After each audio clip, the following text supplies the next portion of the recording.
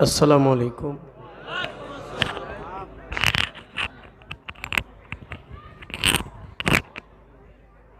আলহামদুলিল্লাহ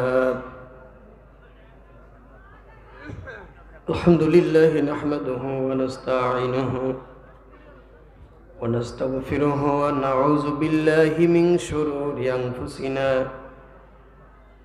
ওয়া মিন সাইয়্যাতি আ'মালিনা মান ইয়াহদিহিল্লাহু ফালা মুদিল্লা লাহু ওয়া মান ইউদ্লিলহু ফালা হাদিয়া লাহু ونشهد أن لا إله إلا الله وحده لا شريك له وأشهد أن محمدا عبده ورسوله الذي أرسله بالحق بشيرا ونذيرا وداعيا إلى الله بإذنه وسراجا منيرا فقد قال الله تعالى في كلامه المجيد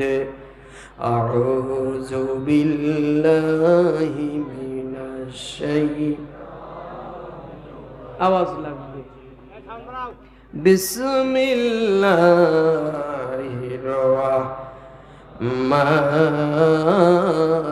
الرحيم إن الله وملائكته يصلون على النبي يا أيها الذين آمنوا صلوا عليه وسلموا تسليما اللهم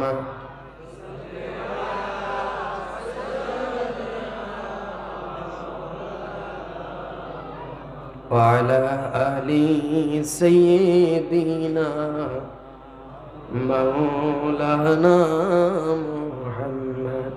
প্রাণ খুলে মহব্বতে পড়বেন আর বাদাম টাদাম খাওয়া এখন বন্ধ করেন। 80% লোকের ভিতরে বসে আপনারা বাদাম খাচ্ছেন। যাওয়ার সময় আপনাদের প্রত্যেকের সামনে ডাস্ট থাকবে। এটা তো মাহফিল না, আপনারা একটা ডাস্টবিন বানায় ফেলাইছেন, যেটা ছিল রিয়াজুল জান্নাহ। খুবই ডিস্টার্ব। একটু মহব্বতে পড়েন আল্লাহুম্মা সাল্লি আলা সাইয়্যিদিনা মাওলানা মুহাম্মদ ওয়া আলা আলি সাইয়্যিদিনা মাওলানা মুহাম্মদ বালাগাল উলা বিকামালিহি।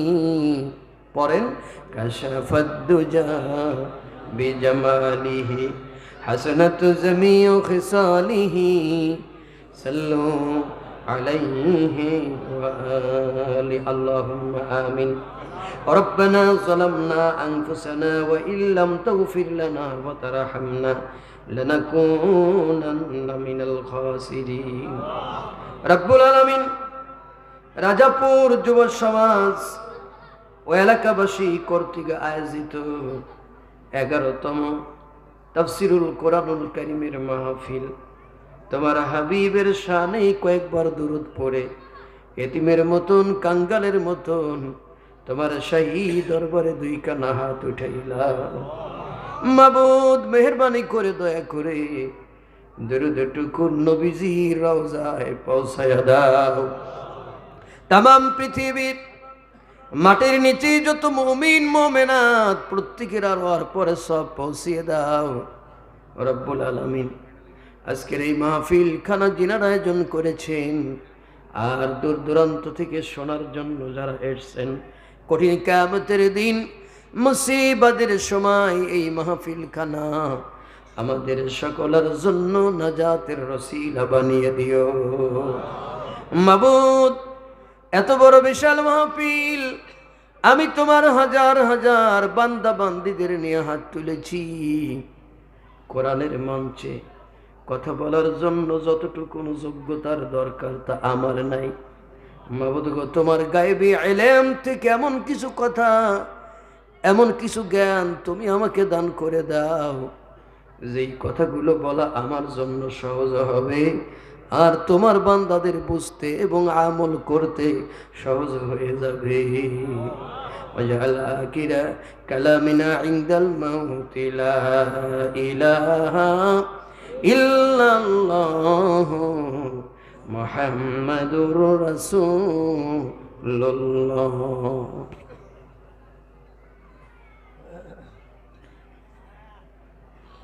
রাজাপুর যুব সমাজ ও এলাকাবাসী কর্তৃক আয়োজিত একদিন ব্যাপী 11তম তাফসিরুল কোরআনুল কারীমের মাহফিল।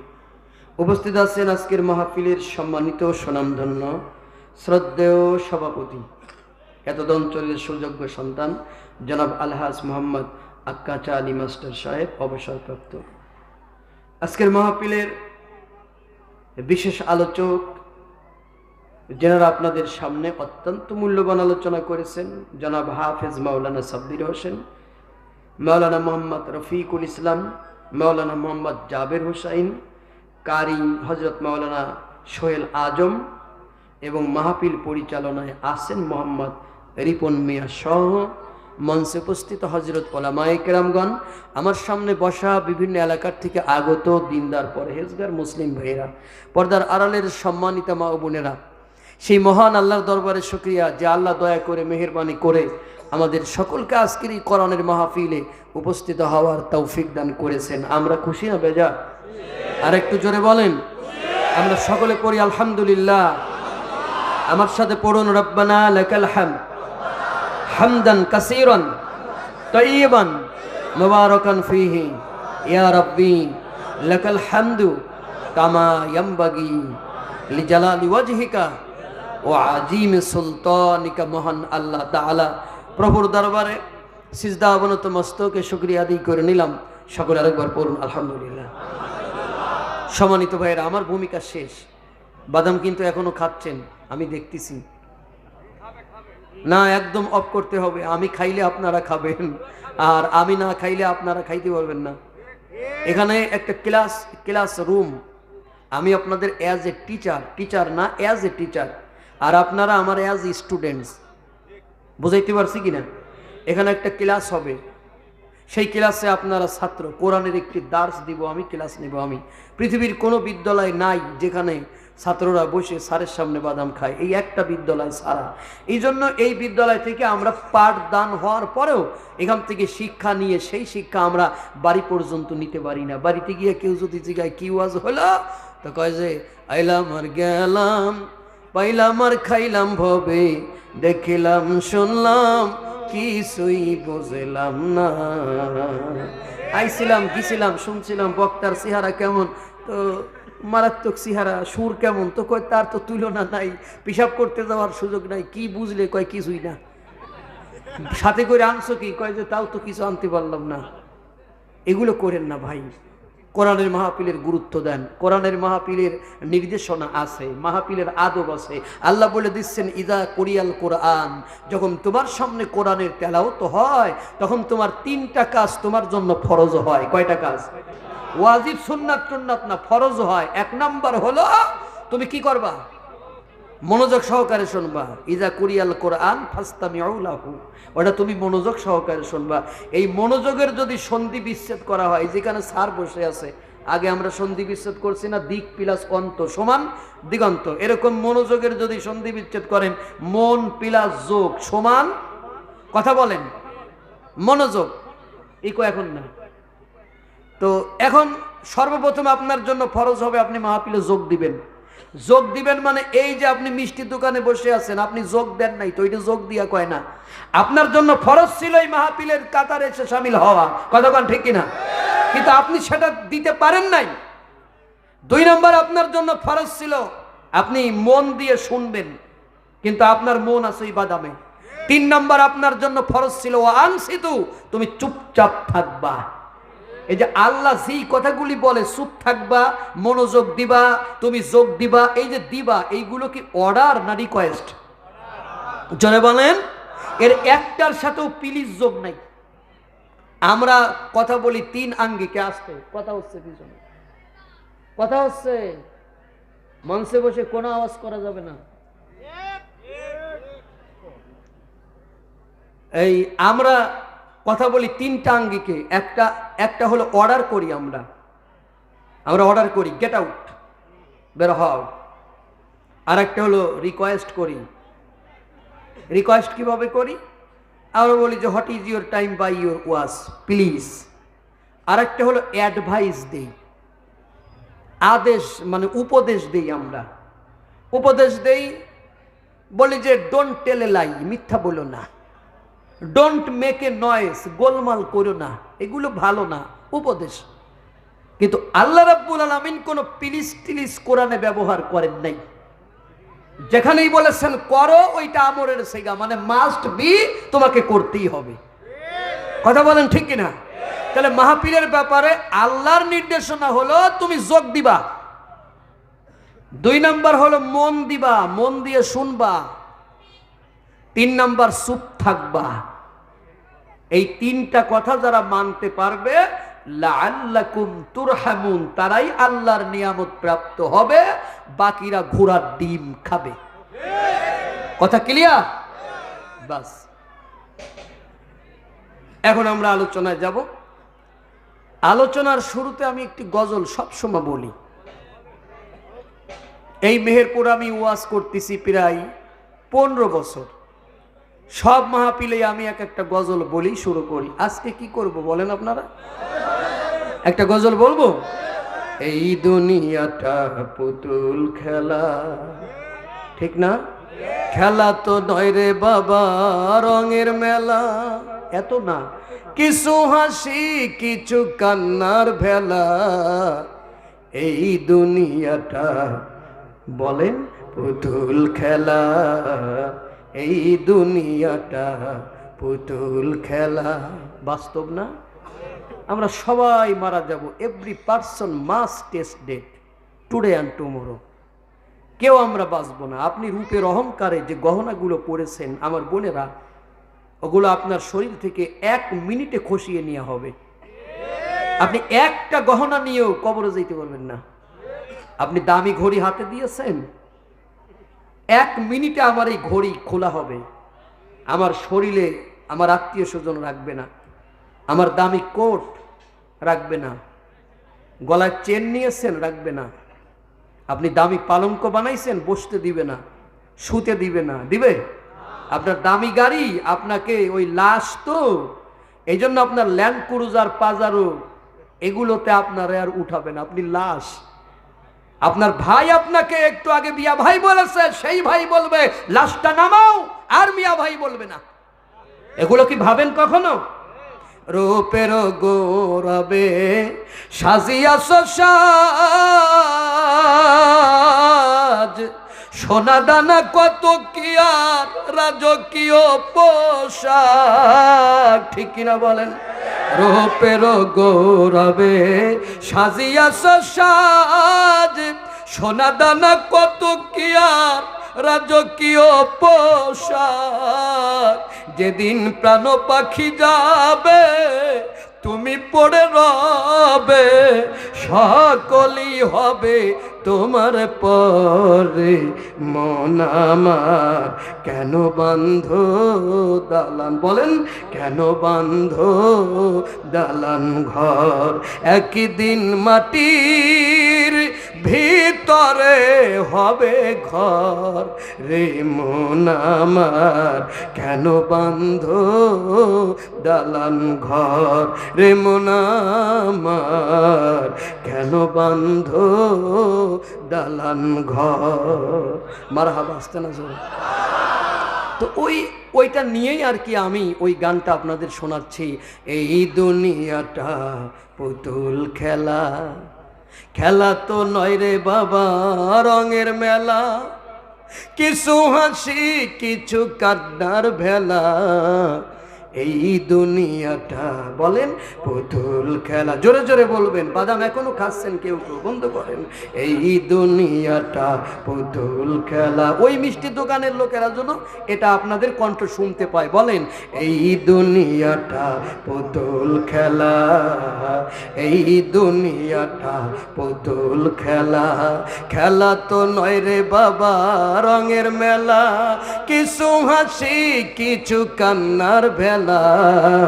এই দুনিয়াটা পুতুল খেলা, এই দুনিয়াটা পুতুল খেলা।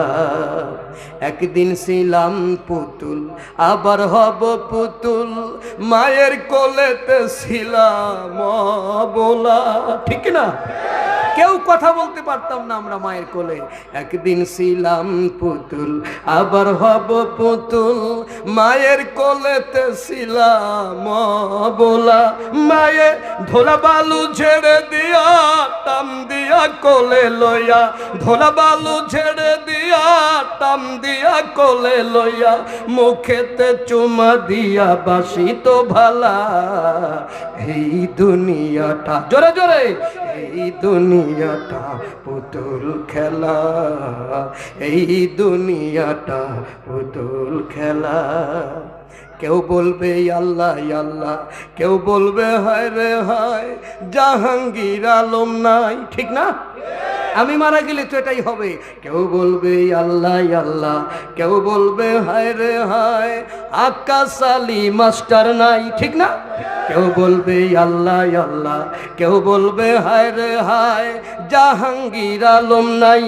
কেউ কাটবে মাটি কাঁচা বাঁশের পালকি, কেউ কাটবে মাটি কাঁচা বাঁশের পালকি, তুইলা লইয়া যাবে নতুন দোলা।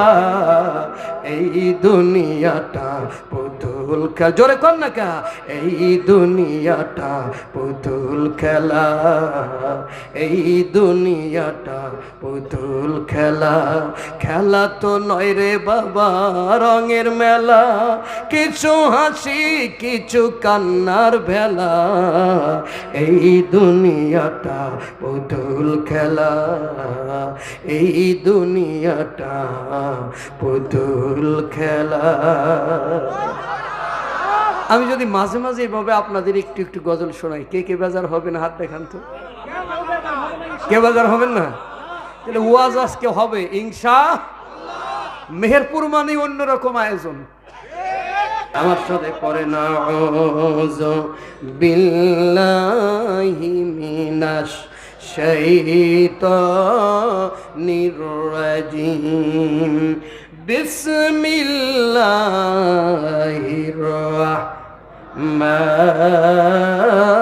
রাহমানির রাহিম। ইযা জাআকাল মুনাফিকুনা ক্বালু নাশহাদু ইন্নাকা লারাসূলুল্লাহ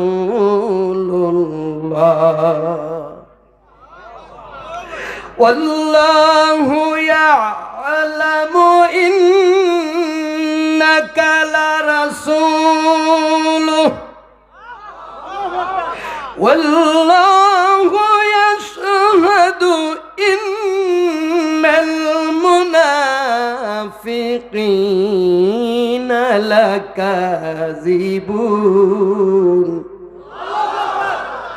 আমার সাথে পড়ুন সাদাকাল্লাহুল আযীম। সম্মানিত ভাইরা, আমি মহাগ্রন্থ আল কোরআনুল কারীমের 63 নম্বর সূরা, সূরা মুনাফিকের 1 নম্বর আয়াত আপনাদের সামনে তেলাওয়াত করেছি।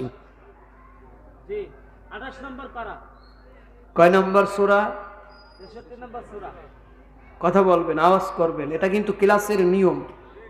ক্লাস করতে গেলে স্যাররা লিখে দেয় তারিখ এত, সাবজেক্ট সরল অঙ্ক। আমার আলোচনার সাবজেক্ট আজকে সূরাতুল মুনাফিকের 1 নম্বর আয়াত, 63 নম্বর সূরা। মনে থাকবে? আর কথা বলবেন, ক্লাস হচ্ছে এখানে।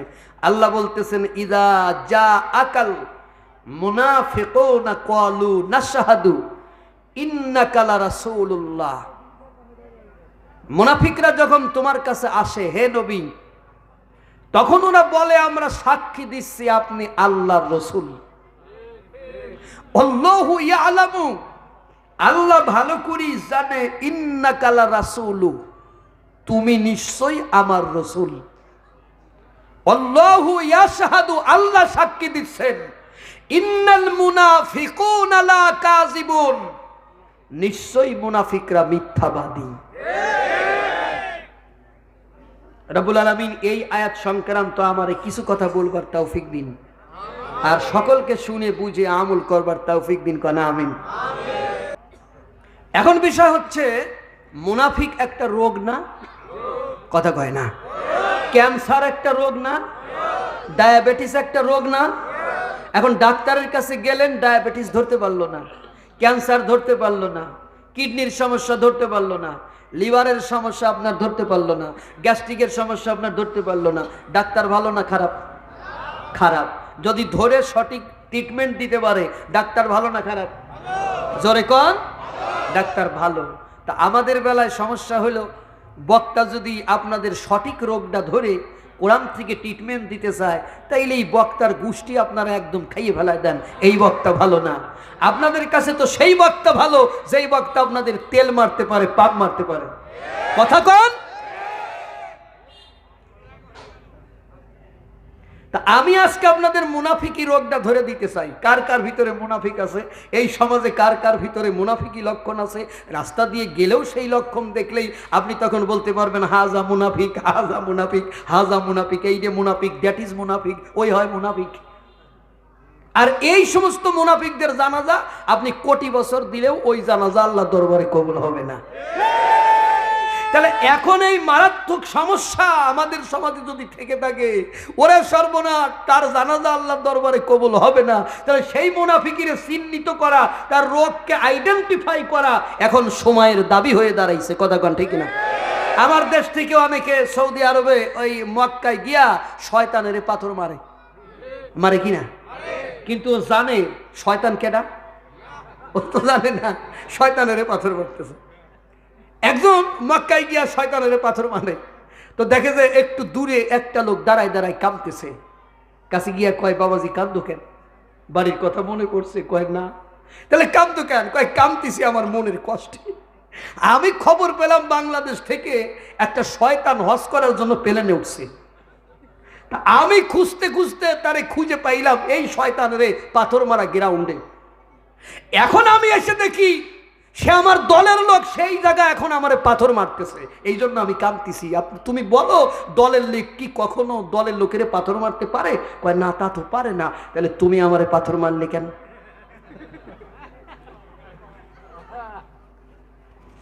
কয় যে আমি তো তোমারে পাথর মারি নাই, আমি পাথর মারছি শয়তানের। কয় তুমি কি শয়তানের চেনো? কয় না, তা তো জীবনে দেখি নাই। কয় আজকে আমারে দেখো, আমি হলাম অরিজিনাল শয়তান, মিস্টার ইবলিস। আমি তোমার গুরু, তোমারে খোঁজার জন্য আমি সারা পৃথিবীর থেকে খুঁজে খুঁজে এখানে তোমারে বাইর করছি। আমি বুঝছি তুমি এই জায়গায় যাবা। এখন তুমি আমাকে পাথর মারলে কেন বলো? কয় যে সবাই মারতেছে তাই আমি মারলাম। কয় সবাই মারলো মারো, কিন্তু তুমি আমার দলের লোক, আমারে মারলে কেন? কয় যে আমি আপনার দলের লোক কি করে হলাম? কয় যে অবশ্যই তুমি আমার দলের লোক। আমি বাংলাদেশের মানুষদের সুদ খাওয়াইতে চেয়েছিলাম, কিন্তু ঘরে ঘরে গিয়া তো আমি সুদ খাওয়াইতে পারি না। আমি হলাম জিন শয়তান, আমি কি আর ঘরে ঘরে যাইতে পারি? আমি তো মানুষের মতো এইভাবে মানুষের সুরত নিয়ে ঘরে ঘরে যাইতে পারি না। সেই জন্য আমি তোমাকে টার্গেট করেছিলাম, তোমার আমি ট্রেনিং দিয়া শিষ্য বানাইছি। তুমি বাংলার ঘরে ঘরে গিয়া কিভাবে সুদ খাওয়াইতে হয় ওইটা বাংলার মানুষদের শিখাই দিয়েছ। আমি গুরু, তুমি শিষ্য। আমি বাংলাদেশের মানুষদের দুর্নীতি শিখাইতে চাইছিলাম, কিন্তু আমি পারি নাই। আমি শুধু প্ল্যান করেছিলাম দুর্নীতি করে তুমি হ্যাট্রিক করে শিখাইতেছো দুর্নীতি কেমন করে করতে হয়। আমি গুরু আর তুমি শিষ্য। আমি বাংলাদেশের মেয়েদের বিরা আর পেন্টি পরাইতে চেয়েছিলাম, কিন্তু পারি নাই। এই জন্য বুদ্ধি করে বাংলার কিছু মানুষকে আমি ওয়েস্টার্ন কান্ট্রিতে নিয়ে গিয়েছিলাম। ওরা ওখানে গিয়া পেন্টিয়ার বিরা পরা দেখা ওরা বাংলাদেশে গিয়া ষড়যন্ত্র শুরু করলো। ওই দেশের মেয়েরা যদি বিরার পেন্টি পরে আমাদের কষ্ট করে ওয়েস্টার্ন কান্ট্রিতে আসা লাগবে না। এখন বাংলাদেশের অনেক মেয়েই তারা বিভিন্ন জায়গায় এগুলো পরে, আর সেই বাস্তবায়ন করার ভিতরে তুমি অন্যতম একজন সদস্য। তুমি বলো, আমি যদি শয়তান হই তুমি শয়তান হবা না কেন? কথা কন। তুমি মক্কায় আইছো আল্লাহরে খোঁজার জন্য। ওরে মক্কায় যদি কেউ আল্লাহরে পাইতো, আমার জাতীয় ভাই আবু জেহেলি তো সারা জীবন মক্কায় ঘুরে ঘুরে আল্লাহরে পাইল না। ওরে তুই বাংলাদেশের নকল আবু জেহেল, তুই এই মক্কায় আল্লাহরে খুঁজে পাবি না। মক্কা কি মদিনা খোঁজিলেই পাবি না, মক্কা কি মদিনা খোঁজিলেই পাবি না। খোঁজ করো তোমার দিলেতে,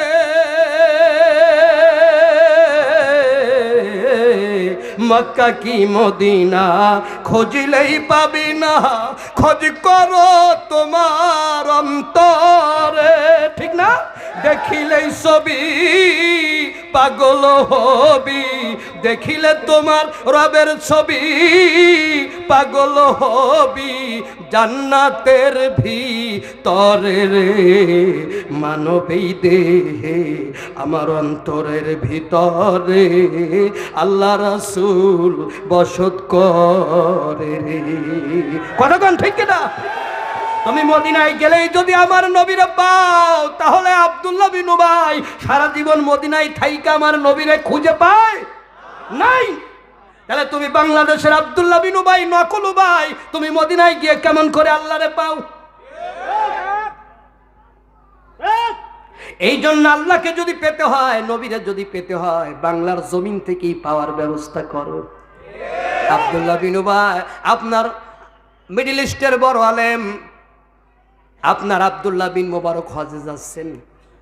তিনি 1 বছর হজ করতেন, 1 বছর জিহাদ করতেন। শুনতেছেন? কথা বলবেন। ওই বছর ছিল তার হজের বছর। তিনি হজ করতে রওনা হলেন। কিছু দূরে যাবার পরে দেখলেন একটা মহিলা রাস্তার পাশ থেকে একটা মরা মোরগ তুলে নিয়ে যায়। আব্দুল্লাহ বিন মোবারক কাছে গিয়া বললেন, ও মা, মরা মোরগ নিয়ে যাও কেন? এই মরা মোরগ দিয়ে কি করবে? কয়, তা তোমার কাছে কেন বলবো? তোমার কাছে বলি আমার লাভ কি? আব্দুল্লাহ বিন মোবারক বললেন, তুমি আমারে বলো মরা মোরগ দিয়ে কি করবে? যতক্ষণ তুমি এটা না বলবে ততক্ষণ আমি তোমাকে ছাড়বো না। মহিলা বললেন, শোনো, আমার স্বামী নাই, আমার স্বামী ইন্তেকাল করেছে। ছোট ছোট বাচ্চাগুলো নিয়ে আমি এতিম অবস্থায় বসবাস করতেছি। আমার সন্তানগুলোর মুখে দানা পানি দিবার মতো খাদ্য আমার ঘরে নাই। আমার সন্তানগুলো না খাওয়া, আমার সন্তানগুলো অনাহারে অড্ডাহারে আছে। আমি কাজকর্ম কইরাও সন্তানগুলোকে খাওয়াইতে পারি না। আত্মীয় স্বজন আমাকে সহযোগিতা করে নাই, আমার পাড়া প্রতিবেশী সহযোগিতা করে নাই। আমার সন্তানগুলো ক্ষুধার জ্বালায় ছটপট করে, ক্ষুধার জ্বালায় কাঁদতেছে। আমি এই মরা মোরগ নিয়ে যাচ্ছি, আমার সন্তানগুলোকে আমি রান্না করে খাওয়াবো। এরকমের অভুক্ত মানুষ বাংলার জমিনে এখন আছে কি নাই? তোমার বাড়ির পাশে কত অভুক্ত মানুষ 1 বছর গোশত খাইতে পারে না, শুধু কুরবানির সময় আল্লাহর ডাকে, আল্লাহ এই কুরবানিতে আমি একটু গোশ খাবো, সারা বছর গোশ পাইল না। তুমি বাবার বাড়ি 1,32,000 টাকা দিয়ে গরু কিনে তোমার এক হাতে গরুর দড়ি আর এক হাতে বিড়ি নিয়ে তুমি বাপের দরবারে চলে যাচ্ছ বাপরে গরু খাওয়ানোর জন্য। কেন তোমার এলাকায় কি গরিব মানুষ খুঁজে পাচ্ছ না? বাড়ির কাছে হয় না খবর, কি খুঁজতে যাও দিল্লি লাহোর। তুমি বাড়ির কাছে আল্লাহরে পাইলে না, দিল্লি লাহোর গরু নিয়ে আল্লাহরে খোঁজার জন্য চলে যাচ্ছ। নবীর কাছে গিয়ে বললেন, ইয়া রাসূলুল্লাহ, আমার হাদিয়া পাবার সবচেয়ে অগ্রাধিকার কার বেশি? নবী বললেন, তোমার ঘরের দরজার কাছে যার দরজা কাছাকাছি। কথা কোন? তোমার ঘরের দরজার কাছাকাছি যার দরজা, হাদিয়া তুমি তারে দিবা। আর তোমার হাদিয়া নিয়ে যাচ্ছ বাপের দরবারে। তোমার গরু বাবা সারা জীবন গরু খাইছে, এই বাংলার জমিনে একটা কম্বল একটা অভুক্ত মানুষের তোমার গরু বাবা দেয় নাই? দিয়েছে? 100 টাকা চাল তোমার গরু বাবা কাউরে দেয় নাই। তাহলে এত টাকা তোমার গরু বাবা কি করে? সম্মানিত বন্ধুগণ আমার, এই কথাগুলো হৃদয়ঙ্গম করতে হবে, হৃদয় দিয়ে ভালো করে বুঝতে হবে আমার কথার ভিতর যুক্তি আছে কি নাই। কষ্ট হয়, ওয়াজ চলবে কতক্ষণ, সারা রাত করা যাবে না। সম্মানিত ভাইরা আমার, একটা তাকবীর হোক, লিল্লাহে তাকবীর, আল কোরআনের আলো। আলহামদুলিল্লাহ, খুব খুশি হয়েছে।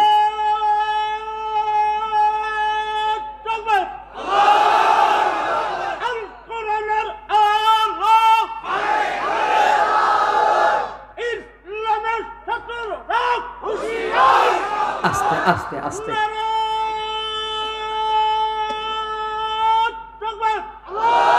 আলহামদুলিল্লাহ। আসলে কি বলেন তো, এইটা কিন্তু আপনাদের ঐতিহ্য। এই যে নারাই তাকবীর স্লোগান, এটা আপনাদের কি ঐতিহ্য। এইটা বাংলাদেশের সব এলাকায় গেলে পাবেন না। যেমন এই যে আমার ভাই নারাই বলে যত আলিফ টানছে, মাগুরায় গেলে পাবেন না। ওরা বলে নারাই তাকবীর। এ কথা আমি মাঝে মাঝে বলি, মাগুরায় বলি যে তোমরা মানুষ হইলে না, এখনো তাকবীর দিয়া শিখলে না। তাকবীর দিয়া শিখতে হলে বিভিন্ন এই মেহেরপুর, চুয়াডাঙ্গা, কোটচাঁদপুর, সাতক্ষীরা, এদের কাছ থেকে তাকবীরের ট্রেনিং নেওয়া লাগবে। এই যে ওনার বাড়ি এই যে যশোরে, দেখেছেন তো। এখন বিষয় হচ্ছে, এটা কিন্তু আপনাদের ঐতিহ্য, এতে আপনাদের কষ্ট পাবার কিছু নাই, এটা আনন্দেরই বিষয়, ঠিক কিনা? আলহামদুলিল্লাহ। তো আলোচনায় যাই, যে জায়গা আমি রাখলাম, আব্দুল্লাহ বিন মোবারক বলতেছেন, খারাপ একটু দাঁড়াও, আমার কাছে কিছু টাকা আছে, এগুলো তুমি নিয়ে যাও। শুনতেছেন? সমস্ত টাকাগুলো মহিলারা দিয়ে দিলেন। বাবাজি বিষয়টা বোঝেন, এবার কিন্তু আর তার হজ হবে না। সমস্ত টাকা মহিলারা দিয়ে দিলেন। মহিলারা দিয়ে আব্দুল্লাহ বিন মোবারক বাড়ি গেলেন। সাথীরা হজ করতে চলে গেল। সাথীরা হজ থেকে ফিরে এসে আব্দুল্লাহ বিন মোবারকের কাছে গিয়ে বললেন, আব্দুল্লাহ বিন মোবারক, মজার ব্যাপার, আমরা হজ করতে গেলাম, হজ করতে গিয়া দেখি আমাদের আগে আগে তুমি খানায় কাবা তাওয়াফ করেছো, আমাদের আগে তুমি মিনায় কুরবানি করেছো, তুমি সাফা মারওয়া সাই করেছো, তুমি শয়তানের পাথর মারছো, সব জায়গা আমাদের আগে তোমারে দেখেছি। আব্দুল্লাহ বিন মুবারক রাত্রবেলায় ঘুমিয়ে আছেন, স্বপ্নের ভিতরে দেখেন তিনজন দীপ্তমান পুরুষ তার কাছে হাজির হয়েছে। আব্দুল্লাহ বিন মুবারককে উঠানো হলো। আব্দুল্লাহ বিন মুবারককে বলা হলো, তুমি কি আমাদের চেনো? কয় না। কয় যে দেখো আমার পাশে দাঁড়াইছে, তার নাম আবু বকর, আর এই যে আমার পাশে আর একজন দাঁড়িয়ে আছেন, তার নাম ওমর, আর আমি বিশ্ব নবী মুহাম্মদ রাসূলুল্লাহ। আব্দুল্লাহ বিন মুবারক, তোমার জন্য একটা খুশির খবর আছে। তুমি এই বছর হজ করতে যাও নাই, এতিমের মুখে তুমি খাবার তুলে দিয়েছো তোমার টাকাগুলো দিয়া। হজ করতে না গিয়া সমস্ত টাকাগুলো অভুক্ত মানুষদের দিয়েছো, এতিমদের দিয়েছো। আল্লাহ রাব্বুল আলামিন তোমার এই দানকে এত পরিমাণে পছন্দ করেছেন, তোমার এই দানটা আল্লাহর দরবারে এত বেশি কবুল হয়েছে। আমার আল্লাহ রাব্বুল আলামিন তোমার হজকে কবুল করে নিয়েছেন। শুধু কবুলই করেন নাই, 100টা আকবরী হজের সব আল্লাহ তোমার আমলনামায় লিখে দিয়েছে। তাহলে আব্দুল্লাহ বিন মুবারক তিনি হজ করতে যান নাই, এতিমের খাওয়াইছেন। আর এখন আমার বাংলাদেশের অনেকে এতিমের টাকা মেরে হজে যায়, যায় না? ছেলেরা সম্পত্তি লিখে দেয়, মেয়ের সম্পদে ফাঁকি দিয়ে হজে যায়। ও হজ হবে না, পিকনিক হবে। ওগুলো পিকনিক হবে, হজ হবে না। সম্মানিত বন্ধুগণ আমার, এই কারণে মুনাফিক চিনা দরকার। মুনাফিক না চিনলে মুনাফিকের সাথে আর যাই হোক দল করা যাবে না। মুনাফিকের সাথে ইমানদারের দল হতে পারে। এখন আসুন, মুনাফিক কারে বলে? মুনাফিক এবং নিফাক দুইটা আরবি শব্দ। কি শব্দ? নিফাক অর্থ কপটতা, আর মুনাফিক শব্দের অর্থ যার অন্তরে এক আর বাহিরে আর এক। তার মানে মনে পোষণ করে এক জিনিস আর মুখ দিয়ে প্রকাশ করে আর এক জিনিস। এই মুনাফিক বেশি পাওয়া যায় নির্বাচন আসলে ভুটাভুটিতে। এই যে আমাদের মেম্বার সাহেব হয়তো আছেন, কই কোথায় গেছে? চলে গেছে। মেম্বার সাহেব, চেয়ারম্যান সাহেবেরা ভালো বলতে পারবেন, এক প্যাকেট বিড়ি দিলেই ভোট দিয়ে দেয়, কিন্তু মূলত দেয় না। দেয় হলে এক প্যাকেট যে বেনসন সিগারেট দিচ্ছে। তারেও দেয় না যদি 500 টাকা হাতের ভিতরে গুঁজে দেয়। কথা কন ঠিক কিনা? মুনাফিকের সংখ্যা দেখবেন ইলেকশনের সময় বাড়তে থাকে। ওরা মনে করে আল্লাহ মনে হয় ওইগুলো দেখে না, আর ওদের ব্যাপারে আল্লাহ মনে হয় কোনো ওহিও কোরআনে নাজিল করে নাই। আল্লাহ রাব্বুল আলামিন বলে দিচ্ছেন উহুশুরুল্লাযিনা যালামু ওয়া আজওয়াজাহুম ওয়া মা কানু ইয়াবুদুন। আল্লাহ কিয়ামতের ময়দানে ফেরেশতাদের বলে দেবেন, ওই সমস্ত জালেমদের আজকে একত্রিত করো যারা জনগণের উপরে নির্যাতন করেছে, অত্যাচার করেছে, জনগণের উপরে ক্ষমতা লাভ করে আমার নবীর উম্মতদেরকে সহ গোটা পৃথিবীর মানুষদেরকে কষ্ট দিয়েছে, ওদের আজকে একত্রিত করো, ওই সমস্ত নেতাদেরকে। শুধু তাই নয়, ওদের অনুসারীদের একত্রিত করো। ওদের অনুসারী কারা? ওই যে এক প্যাকেট ব্যঞ্জন সিগারেট নিয়ে স্লোগান মেরে বেড়াইছে, আমার ভাই তোমার ভাই, কলাগাছ ভাই কলাগাছ ভাই, কলাগাছ ভাইয়ের চরিত্র ফুলের মতন পবিত্র, কলাগাছ ভাইয়ের মার খা বাস মার খা। এই যে স্লোগান বেরিয়ে বেড়াইছে দালালের গোষ্ঠী, এজেন্টের গোষ্ঠী, মুনাফিকের গোষ্ঠী। ওরা এক প্যাকেট ব্যঞ্জন সিগারেট খাইয়া যার নামে স্লোগান দিল নেতার চরিত্র ফুলের মতন পবিত্র। এই পৃথিবীতে একটা মানুষের চরিত্র ফুলের মতন, সে হচ্ছে আমার বিশ্বনবী মুহাম্মদ রাসূলুল্লাহ সাল্লাল্লাহু আলাইহি সাল্লাম। এছাড়া এই পৃথিবীতে আর কারোর চরিত্র ফুলের মতো বলার অধিকার রাইট আমাদের নাই। কথা বলেন ঠিক কিনা?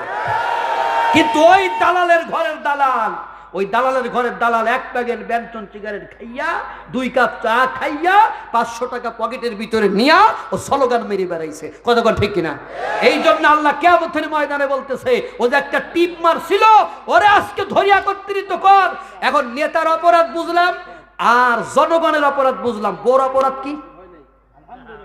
এই যে আমাদের মেয়েরা আজকে ওয়াজ শুনতে আসছে, তাদের কাছে জিগাবেন, তারা বলে এই শ্বশুরের ঘরের বাচ্চা মানে আমার স্বামী, তুমি আমাকে বাজার করে এনে দিবা, চুরি করো ডাকাতি করো যা করো করো, মানে ডাজেন্ট ম্যাটার, তুমি আমাকে বাজার করে এনে দিবা, আমি কুটিয়ে কাটিয়ে তরকারির মাখাই টাখাইয়া তেলের ভিতরে ছেড়ে দিতে পারলেই আমার গুনাহ মাফ। আর আল্লাহ বললেন ওয়াসওয়াজাহুম, ওদের বউদের আজকে একত্রিত করো। মহিলাদের অপরাধ কি? কি করেছে মহিলারা? তোমাদের অপরাধ হলো এইটুক, তোমরা কিছুই করো নাই। তোমাদের অপরাধ হলো এইটুক। একটা উদাহরণ দেই অ্যাজ এক্সাম্পল। কোরআন বুঝাবেন উদাহরণ দিয়া।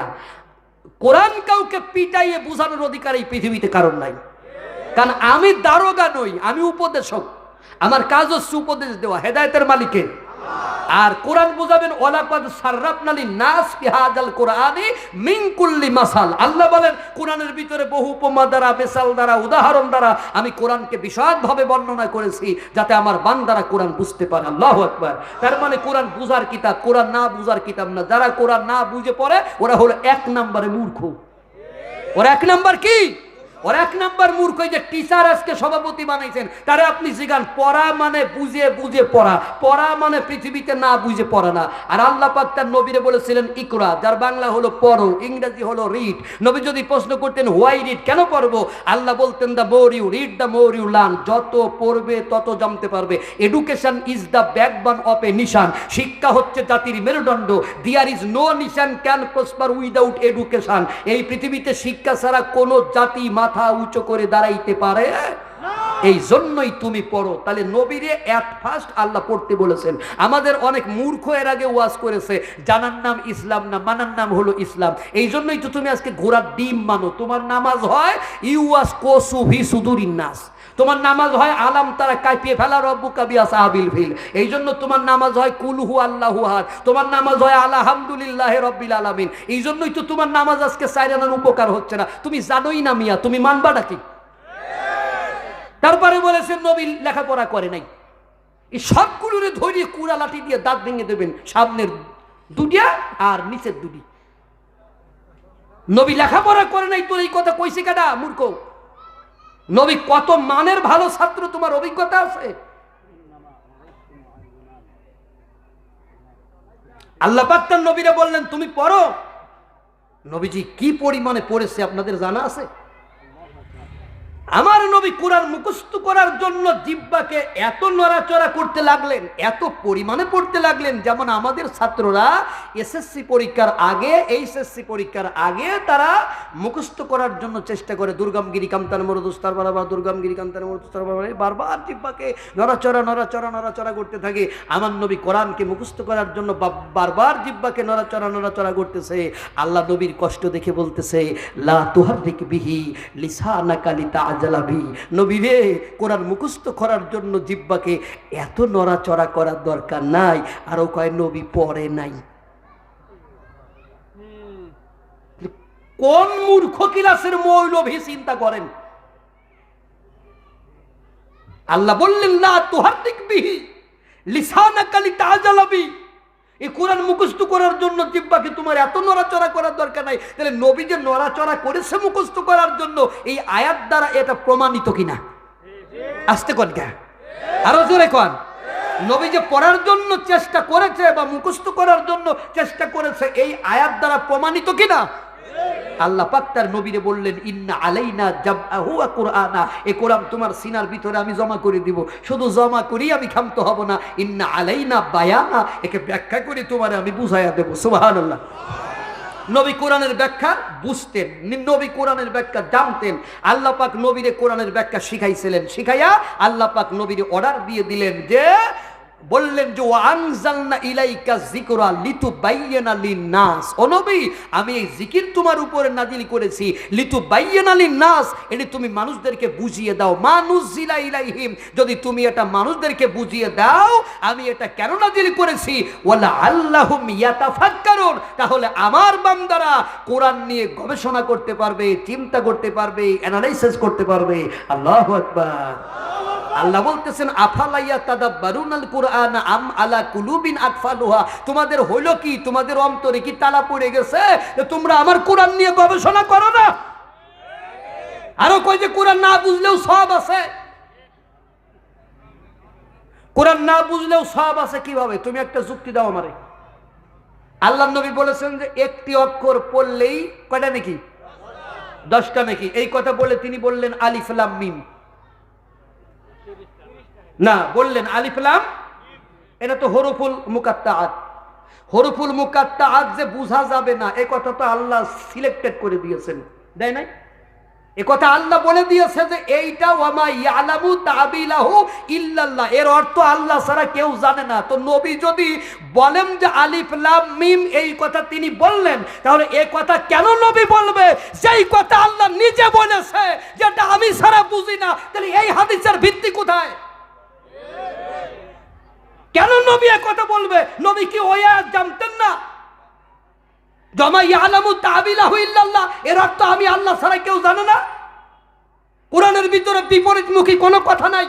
এক জায়গায় আল্লাহ বলতেছেন যে আফালা ইয়াতাদাব্বারুনাল কুরআনা আম আলা কুলুবিন আকফালুহা, তোমাদের হলো কি, অন্তরে কি তালা পড়ে গেছে, তোমরা আমার কোরআন নিয়ে গবেষণা করো না? আর বিশ্ব নবী এসে বলতেছে আলিফ লাম মিম একটা অক্ষর পড়লেই 10 নাকি। তো আলিফ লাম মিমের অর্থ যে বোঝা যাবে না, এটা তো আল্লাহ নবীরে বুঝাইতেছে। তো নবী এই কথা কেন বলবে? এই প্রশ্ন তোমার মাথার ভিতরে একবার ঢোকে না?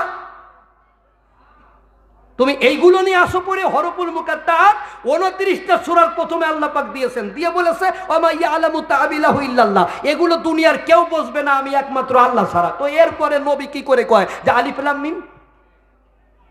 আলিফ লাম মিমের অর্থ নাই বা বুঝলাম, বাকিগুলোর অর্থ বোঝা যাবে না, এই কথা তোমার কোন মৌলবী শিখাইছে? সেই মৌলবীর নাম কও। এখন প্রশ্ন হলো, কোরআন না বুঝলেও সওয়াব আছে, কোন কোন জায়গায় সওয়াব আছে? একজন সকালবেলা কোরআন পড়ল, ওয়ালা তুখসিরুল মিজান, ওজনে কম দিও না। সকালবেলা কোরআন পড়ে কোরআনের সময় খাইয়া দোকানে বসে 1 কেজিতে 50 গ্রাম কম দিল, ও সকালবেলা যত কয়টা আয়াত পড়েছে ওর কি কোনো নেকি আর আছে? তাহলে কোরআন না বুঝে পড়লে সওয়াব আছে কোথায় আমারে বলেন? বুঝাইতে পারতেছি আপনাদেরকে ভাই? কথা কি ঠিক আছে? ঠিক আছে কিনা? আপনারা যদি কথা না বলেন, এইগুলো কিন্তু অনলাইনে যাচ্ছে এখন, তাহলে বলবে যে এই মৌলবী মনে হয় বানায়, কয় আমাদের পাশের মৌলবীগুলো চুপচাপ আছে। এই জন্য আজকে যা বলবো সব মৌলবী এক হয়ে বলবো, ঠিক আছে? মরি তো আজকে একসাথে মরবো। আপনি বললেন সকালবেলা ওয়ালা তুকসিরুল মিজান, ওজনে কম দিও না। আপনি এটা পরেই দোকানে বসে 1 কেজিতে প্রত্যেকটা লোকের আপনি 50 গ্রাম করে কম দিলেন। এই যে আপনি সকালবেলা কোরআন পড়েছেন, প্রত্যেক অক্ষরে কি 10টা করে নেকি ওরা পাইছে? ওই লোক কি পাইছে? তাহলে আপনি কি করে বললেন যে না বুঝলেও সওয়াব আছে? একজন সকালবেলা কোরআন পড়লো ইয়া আইয়ুহাল্লাযীনা আমানু লা তাকুলু রিবা, হে ঈমানদাররা সুদ খাইও না, এটা বলে গ্রামে গেল আর 100 টাকায় 10 টাকা সুদ দিল, কি ওর কি সওয়াব হইছে? তাহলে আপনি কি করে বললেন যে কোরআন না বুঝলেও সওয়াব আছে? আপনি নামাজের ভিতরে দাঁড়াইয়া বললেন ইয়্যাকা না'বুদু ওয়া ইয়্যাকা নাস্তাঈন, আল্লাহ গোলামি করি তোমার, সাহায্য চাই তোমার। এটা মসজিদ থেকে বলে তুমি মসজিদের বাহিরে এসে বললে চেয়ারম্যান সাহেব 5 কেজি গম না দিলে না খেয়ে মরে যাব। আপনি নামাজ পড়েছেন, নামাজের ভিতরে যেই কথাগুলো বলেছেন ওই কথাগুলো আপনি বোঝেন নাই, এই কারণে চেয়ারম্যানের বলতেছেন, মেম্বারে বলতেছেন 5 কেজি গম না দিলে না খেয়ে মরে যাব। যদি আপনি বুঝতেন কোন মাওলানা এই কথা চেয়ারম্যান মেম্বারের বলে না। মাওলানা 500 টাকা বেতন পায়, বাজার থেকে যাচ্ছে 2টা শুকনা ঠনঠনে মরিচ, কিছু পেঁয়াজ, কিছু তেল। আগে তেল বেশি কিন্তু এখন কম কিনে দাম বেড়ে গেছে। কথা সামান্য কিছু বাজার করে নিয়ে মাওলানা যায়, জনগণ বলে আসসালামু আলাইকুম হুজুর কেমন আছেন? হুজুর কয় আলহামদুলিল্লাহ। হুজুরের মনের ভিতরে কষ্ট নাই, দুঃখ নাই, হুজুরের মনের ভিতরে বেদনা নাই। আর কোটি টাকার মালিক, আপনার এসি গাড়ি, এসি বাড়ি, এসি অফিসের ভিতরে থাকে। চাচা কেমন আছেন? কয় মোটামুটি চলতেছে। কি কয়? কয় যে মোটামুটি চলতেছে। এই জন্য আল্লাহ কয় ওর ডায়াবেটিসের ভলিউমটা একটু চাপ দিয়ে বাড়ায় দাও, ওর কিডনির সামর্থ্য একটু চাপ দিয়ে বাড়ায় দাও। ওর খাবার থাকবে কিন্তু ও খাইতে পারবে। ওর সামনে খাবার আছে, ও খাইতে পারে না। ও খায় এখন শুকনা মুড়ি আর 2 খের রুটি। আর হুজুর খাইতে খাইতে বুড়ি এত মোটা হয়েছে দরজা দিয়ে বেরিয়ে পারে না। এখন মাঝে মাঝে শরীজাত কালমা খাইয়া আমাদের হুজুরদের বাইর করতে হয়। কথা কন ওয়াজ কি চলবে না? সারা রাত ওয়াজ করতে পারবো না। হ্যাঁ, কি আজকের আলোচনা থেকে কি কিছু শিক্ষা নেওয়া যাবে?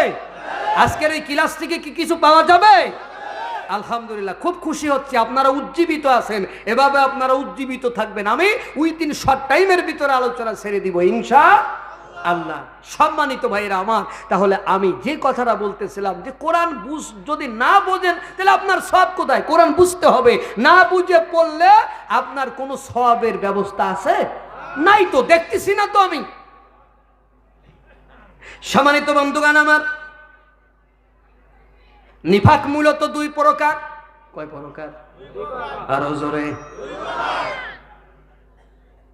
নিফাকে ইতিকাদি, বিশ্বাসগত নিফাক, নিফাকে আমলি, আমলগত নিফাক।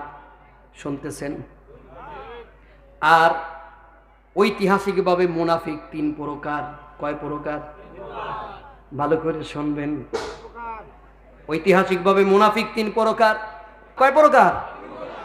এ কথা কি জীবনে শুনেছেন আপনারা? এই নোট আজকে আপনারা ফটোকপি করে রাখবেন আমার কাছ থেকে। ঐতিহাসিকভাবে মুনাফিক শুনছেন 2 প্রকার, কিন্তু আজকে 3 প্রকার শোনেন। 1 প্রকার হলো মাক্কি মুনাফিক, আরেক প্রকার হলো মাদানি মুনাফিক, আরেক প্রকার হলো আমলি মুনাফিক। আমি লিখতে চাইছিলাম বাংলাদেশি মুনাফিক, তো বাংলাদেশি মুনাফিক সরাসরি লিখলে আমার নামে আবার মামলা টামলা হতে পারতো। এই জন্য আমি আমলি মুনাফিক লিখছি। এই আমলি মুনাফিক আপনি ভারতীয় উপমহাদেশে বেশি পাবেন। মাক্কি মুনাফিক, ওদের অন্তরে আল্লাহ নবী ছিল, আবু জেহেলের অত্যাচারের ভয়ে মুখে স্বীকার করার মতো পরিস্থিতি ওদের কাছে ছিল না। এই জন্য ওরা অন্তরে নবীর কাছে গিয়ে এক কথা বললেও আবু জেহেলের কাছে এসে তার উল্টাটা বলতো। মাদানি মুনাফিক, অন্তরে নবীর প্রতি ভালোবাসা ছিল না, আল্লাহর প্রতি ভালোবাসা ছিল না, কিন্তু মুসলমানদের পিটনি খাওয়ার ভয়ে নবীর কাছে এসে বলতো আমরা আপনার দলের লোক, আমরা সাক্ষী দিচ্ছি ইন্নাকা লা রাসূলুল্লাহ, আপনি আল্লাহর রাসূল। কিন্তু আল্লাহ বলতেছে আল্লাহু ইয়াশহাদু, আল্লাহ সাক্ষী দিচ্ছে যে মুনাফিকরা হলো মিথ্যাবাদী। আর আমলি মুনাফিক এটা ভারতীয় উপমহাদেশে পাবেন। আমলগত মুনাফিক এটা কিভাবে? আপনি কি নামাজ মানেন? তাই মানি নামাজ কায়েম হবে, হোক, চলেন পার্লামেন্টে বিল পাস করি, কয় রাজি না? কথা কন না? বাংলাদেশে সুদ বন্ধ হোক, আপনি কি তা চান? কয় চাই। আসেন আমরা সুদবিহীন ব্যাংক প্রতিষ্ঠা করি, কয় চাই না? আমলি মুনাফিক। কি মুনাফিক? আপনি কি চান বাংলাদেশে কোরআনের রাষ্ট্র কায়েম হোক? কয় চাই। চলেন পার্লামেন্টে করি, কয় না। কথা কন কে? এই ধরনের মুনাফিক ভারতীয় উপমহাদেশে বেশি খুঁজে পাবেন। আর একটা কথা বলে যায়, ও আমার শ্বশুর বাড়ি এলাকার মানুষেরা, মেহেরপুরের মানুষেরা, মুনাফিক খোঁজার জন্য আপনি আমেরিকায় যাবেন না, আপনি সুইজারল্যান্ডে যাবেন না, আপনি ডেনমার্কে যাবেন না, আপনি মুনাফিক খোঁজার জন্য ওই আপনি ইসরায়েলেও যাবেন না, মুনাফিক খোঁজার জন্য আপনি ভারতেও যাবেন না, মুনাফিক খোঁজার জন্য আপনি মুসলিম দেশগুলোতে যাবেন। বিশেষ করে ভারতীয় উপমহাদেশে মুনাফিকের সংখ্যা বেশি পাবেন। আমেরিকায় গেলে মুনাফিক পাবেন না, কারণ ওরা আপনার বিরোধিতা করে জেনে শুনে বুঝে। ওরা তলে তলে মুনাফিকি করে না, ওরা আপনার সাথে মুনাফিকি করে সামনাসামনি। কিন্তু বাংলাদেশে এমন মুনাফিক পাবেন, মাথায় টুপি আছে, দাড়ি আছে, পাগড়ি আছে, এমন পাগড়ি বাঁধছে, পাগড়ি 40 জন সাগিরে ধরে নিয়ে যাচ্ছে। যদি বলা যায় কি রে, তোর হুজুরের পাগড়ি 40 জনে ধরে দিস জ্ঞান, আমার হুজুরের ওজন এত বেশি, তার পাগড়িটাও বড়। মাথায় বড় পাগড়ি পরে, তাসবির মালা হাতে ধরে। আমার কোনোটাই গান না, সবগুলো হলো মেসেজ। সবগুলো কি? আমার এই গানের ভিতরে আপনি মেসেজ পাবেন, এগুলো গান না। মাথায় বড় পাগড়ি পড়ে, তাসবির মালা হাতে ধরে, মনে মনে ভাবছো তুমি হয়ে গেছো ওলি, তুমি হয়ে গেছো ওলি। বাবারে মাথায় বড় পাগড়ি পড়ে, তাসবির মালা হাতে ধরে, মনে মনে ভাবছো তুমি হয়ে গেছো ওলি, তুমি হয়ে গেছো ওলি। পাষাণের হৃদয়, একটু কম, পাষাণের হৃদয় কাঁদে না তোর, আমার আল্লাহর দিলে গালি, আমার নবীর দিলে গালি। ওরে মুনাফিকি জিন্দেগি তোর, এত মুনাফিকি জিন্দেগি তোর, কুফরেতে অন্তর ভরা। তোর বাড়ি কোন জায়গা বল দি? তোরে কষি কুমাতি, আর তুই শুধু বাড়াস কেন? তুই সিম্পল চালাবি। মাথায় বড় পাগড়ি পরে, আরো কুমা, একদম কুমা। মাথায় বড় পাগড়ি পরে, তাসবির মালা হাতে ধরে, মনে মনে ভাবছো তুমি হয়ে গেছো ওলি, তুমি হয়ে গেছো ওলি। আছে না? দেখুন, পাষাণের হৃদয় কাঁদে না তোর, আমার আল্লাহর দিলে গালি, আমার নবীর দিলে গালি। মুনাফিকি জিন্দেগি তোর, কুফরেতে অন্তর ভরা। পড়বি একদিন ধরা, তুই পড়বি একদিন ধরা। শেষ বিচারে কেউ রবে না, শেষ বিচারে কেউ রবে না, আল্লাহ পাকের কোরআন ছাড়া। ঠিক না? তোর কোনো বাপ থাকবে না শেষ বিচারে। পড়বি একদিন ধরা, তুই পড়বি একদিন ধরা। সম্মানিত ভাইরা, তাহলে আমরা জেনে নিলাম মুনাফিকের আবিধানিক অর্থ, পারিভাষিক অর্থ, ঐতিহাসিকভাবে মুনাফিক 3 প্রকার। এবার জানবো মুনাফিকের লক্ষণ। কি জানবো? আন আবি হুরায়রা রাদিয়াল্লাহু তাআলা আন্না নবিয়্য আন্না রাসূলুল্লাহ সাল্লাল্লাহু আলাইহি ওয়াসাল্লাম ক্বালা আয়াতুল মুনাফিকি সালাসা। আবু হুরায়রা থেকে বর্ণিত, তিনি বলেন আল্লাহর নবী বলেছেন মুনাফিকের লক্ষণ 3টা। কয়টা? জোরে কন।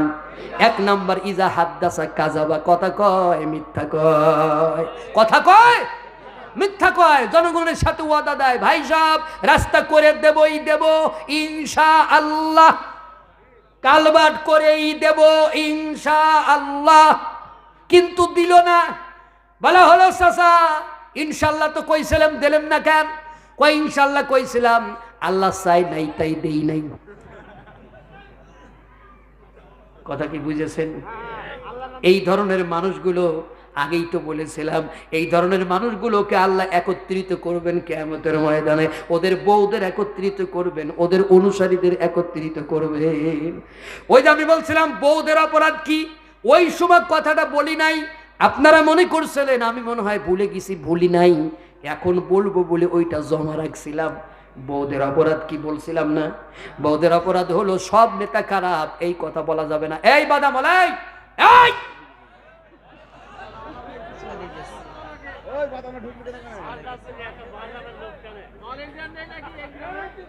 এই উসমান ভাই কই? কোন দিক দিয়ে ঢুকতেছে ওরা? একটা তাকবীর হোক, লিল্লাহে তাকবীর। কি ওয়াজ চালাই? তো সব নেতা খারাপ এই কথা বলা যাবে না। বলা যাবে বাবাজি, বলা যাবে? আমার দেশে এমন নেতা আছে যারা অনেক হুজুরের থেকেও ভালো, অনেক আলেমের থেকে তাদের চরিত্র ভালো। আপনাদের এলাকা হয়তো 2-4 জন আছে, আলহামদুলিল্লাহ, ঠিক না? কিন্তু নেতার অনুসারী ভালো না। 3 দিন আগে দেখলাম ফেসবুকে বাংলাদেশের এক নেতা লেখছে, নেতা নেতার কারণে মরে না, নেতা মরে তার ওই অনুসারীদের কারণে, দালালদের কারণে। নেতারে নষ্ট করে তার দালালেরা। নেতা ভালো কিন্তু অনুসারী ভালো না। অনুসারী গিয়া বলল, বাবাজি এই কাগজে একটা সই দেন। কয় কেন? কয় যে ওই আমাদের এলাকায় একটা রাস্তা হবে, তো ওই টেন্ডার জমা দিতে হবে, আপনার একটু সুপারিশ দরকার। তো নেতা মনে মনে চিন্তা করে, এই চূড়ার ঘরের চূড়া যদি রাস্তার কাজ পায়, ও তো 6 মাসও টিকবে না। আর হচ্ছেও তো এমন, কথা কয় না? এ কথা আবার বলা যাবে না, হুজুররা আবার এ কথা বলতে পারবে না। এই কথা বললি আবার সমস্যা। রাস্তা আমরা খাচ্ছি, তাতে তোমাদের সমস্যা কি? কেন রে, রাস্তা কি তোর বাপের টাকার নাকি? কথা কন। আমার গাড়িতে আমি কত ট্যাক্স দিছি সেই কথা বল। তুই 31,000 টাকা না দিলি আমার ট্যাক্স টোকেন দিচ্ছিস না। এ টাকা কি আমার টাকা না? আমি কি আম গাছতে সিঁড়ি আনছি? এ কথা বলার আমার অধিকার নাই। কি আমি ওয়াজ করব? কি আমি ওয়াজ করব? একবার আলহামদুলিল্লাহ পয়লে জান্নাতের ভিতরে এমন গাছ জ্বালাবে যে গাছের নিচে দিয়া অ্যারাবিয়ান হর 70,000 বছর ধরে গাছের ছায়া ফুরাবে না। হুজুর ভালো, হুজুর আমাদের জান্নাতে ঢুকাইতেছে, আলহামদুলিল্লাহ পড়ি পড়ে। হুজুর ভালো, হুজুর ভালো, তুই বুঝবি মরিয়া দেখ, তখন তুই বুঝবি তোর কোন হুজুর, তোর কোন বাপ ভালো ছিল। তোর জাহাঙ্গীর বাপ ভালো ছিল না, যে তোর দালালি করছে তোর সেই বাপ ভালো ছিল? ডাক্তারের কাছে গেছে, কয় স্যার আমার পেটের ব্যথা। ডাক্তার সিরিঞ্জ একটা বাইর করে কয় তোমার ফুটো করতে হবে। কয় সব বা ফুটো করা যাবে না। ডাক্তার বলল ফুটো না করে তোর পেটের ব্যথা ভালো করা যাবে।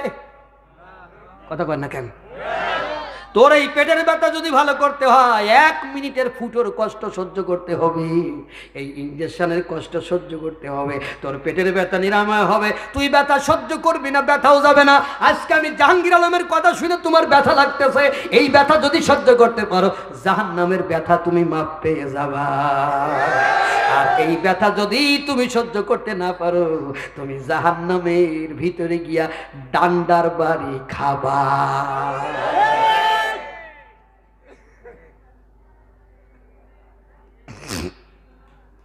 সম্মানিত ভাইরা, নেতা সাইন করলো, আওয়াজ করেন, সাইন করলো না।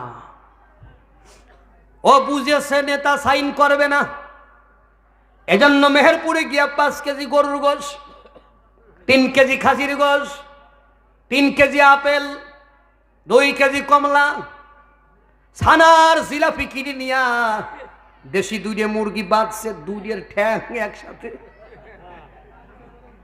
বেদে চাচার বাড়ির সামনে দাঁড়াইয়া, মানে নেতার বাড়ির সামনে দাঁড়াইয়া কয়, ও চাচা বাড়ি আছেন? চাচি এসে কয়, কে গো? তোমার চাচা বাড়ি নাই, তোমার চাচা বাজারে আছে। ও তো ভালো করেই জানে চাচা বাজারে, এই মাত্র চাচার কাছ থেকে আসলো, ঠিক কিনা? চাচি বলল, তুমি কি বাজার করে যাও বাবা? কয় না। ও মধু, তোমার হাতে এত বাজার কেন? আপনাদের এলাকায় তো এটাই বলে, মধু সোনা বলে না? হ্যাঁ, আমি আপনাদের কিছু ভাষা জানি। আঁকাবাকি করতেছে মানে তাড়াতাড়ি করতেছে। ওই গুনায় গিয়াছি গা, গুনা মানে মোর, এটা মাগুরার লোক বোঝে না। কথা বুঝেছেন? এখন বলতেছে তুমি কি বাজার করে যাচ্ছ? কয় না চাচি, আমার মা নাই, আপনারে দেখতে আসলাম। খালি হাতে কি আসা যায়? তাই কিছু কিনে কেটে নিয়ে আসলাম। ও চাচি, আমার শুধু এটা নেই, মার কথা মনে পড়ে।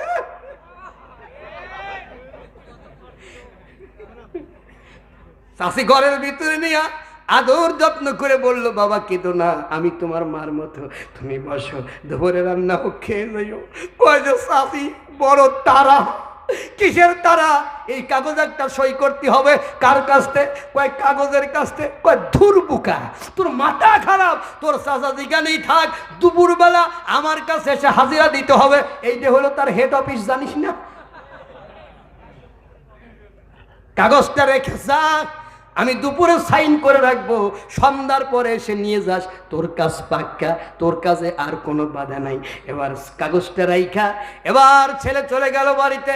চাচা দুপুরে খাইতে আসে, গরুর গোশ দেয়, খাসির গোশ দেয়, মুরগির রাম দেয়, আপেল কেটে দেয়। চাচা বলে আমি বাজার করি না 1 সপ্তাহ, আমার পকেটে টাকা নাই, এত বাজার কোথায় পাইছো? বউ বলল তুমি বাইরের নেতা, আমি ঘরের নেতা, খাও, কথা কইও না।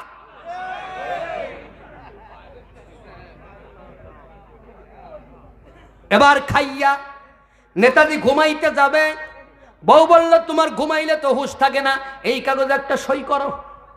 এবার কাগজ হাতের ভিতরে নিয়া মনে মনে চিন্তা করে, আল্লাহ 12টার সময় এই কাগজে তো আমি সই করি নাই, তার মানে খাবার এই জন্য আমারে ম্যানেজ করতে পারে নাই, আমার বউরে ম্যানেজ করেছে। বলল অসম্ভব, এই কাগজে সই করা যাবে না। বউ বলল বউদের কাছে অসম্ভব বলে কিছু নাই। ও বাসা ধন্ম না, এই কাগজে যদি সই না করো ধরলাম আমি আরি, তোমার বাড়ি ছেড়ে চললাম আমি আমার বাপের বাড়ি, টাটা। এবার বলেন কোন চাষি সই করবে না? চাষির নাম কোন? কথা কোন? সই করবে কি করবে না? অথচ ওই বউ নতুন কালে এসেছিল শ্বশুর বাড়িতে, মাথায় ঘুমটা দিয়া, ঠোঁটের ভিতরে লিপস্টিক নিয়া, আহারে নববধূ কত অভিনয় করেছো। শাশুড়ি খাইতে বলে, কয় আমি খাবো না। ননদিন এসে বলে ভাবি খাও, কয় ক্ষুধা নাই। ওরা মনে করলো কোন আল্লাহর ফেরেশতা সংসারে আসলো রে, আমাদের সংসার ফুলের মতো হয়ে যাবে। কিন্তু দিন যায়, পুত্রবধূর চরিত্র তত প্রকাশ পায়। আসতে পাশেই আছে, গলার আওয়াজ শোনো, বাউন্ডারির ওই পাশে না যায়। আমার ভয় নাই, আমি আগেই খেয়ে নিছি। বউ নতুন এসে শ্বশুর বাড়ি, বলবো দরকার নাই, বউ দরকার নাই। বউ নতুন এসে শ্বশুর বাড়ি, ধরে না কোনো বায়না, মুখে কিছু তুলে দিলেও গিলে খেতে চায় না। ঠিক না বে ঠিক? বউ নতুন এসে শ্বশুর বাড়ি, ধরে না কোনো বায়না, মুখে কিছু তুলে দিলেও গিলে খেতে চায় না। কিছুদিন গেলে পরে সবই বঞ্চিত করে, ঠিক না? কিছুদিন গেলে পরে সবই বঞ্চিত করে, পেতে চাই সবটুকু মুখ। হায় রে লক্ষ্মী বউ, হায় আদরের বউ। তাহলে মুনাফিকের 1 নম্বর লক্ষণ, ওয়াদা করলে, কথা বললে মিথ্যা বলে। 2 নম্বর, ওয়াদা করলে মিথ্যা আপনার ভঙ্গ করে। 3 নম্বর, আমানতের খেয়ানত করে। কি করে? আমানতের খেয়ানত করে। এই 3টা হলো মুনাফিকের লক্ষণ। ও ভাইরা, এবার প্রশ্ন হলো, ওই মদিনার মুনাফিকগুলো মুনাফিকি কেন করেছিল, এটা আমাদের জানার দরকার আছে কিনা? সবাই একসাথে বলতে হবে, জানার দরকার আছে কি নাই? ওই মদিনার মুনাফিকদের মুনাফিকি করার কারণ আমি জাহাঙ্গীর আলম খুঁজে পাইছি 2টা। কয়টা? আপনাদেরকে কয়টা শোনাবো? না, 2টা পাইছি আমি। না, আমি পাইছি 2টা, খুঁজি। আপনাদের শোনাবো কয়টা? 2টাই শোনাবো না, একটা শোনাবো? 2টা শোনাবো, ভালো করে শুনবেন। 1 নম্বর কারণ, পবিত্র মক্কা নগরীতে আমার নবী তখন আগমন করেন নাই, আগমন করেন নাই। আমার নবীর আগমনের পূর্বে আকাবার শপথ হয়, দ্বিতীয় আকাবা প্রথম আকাবা হয় কিনা। আমার নবীকে মদিনায় দাওয়াত দেয়া হলো। আমার নবীকে, এই কথা কি বলতে হলো আপনার এখন? আমার নবীরে মদিনায় আগমনের জন্য দাওয়াত দেয়া হলো। আমার নবী মদিনায় আগমনের পরে আউস এবং খাজরাজের বড় বড় নেতারা নবীর কাছে গিয়া বায়াত গ্রহণ করে।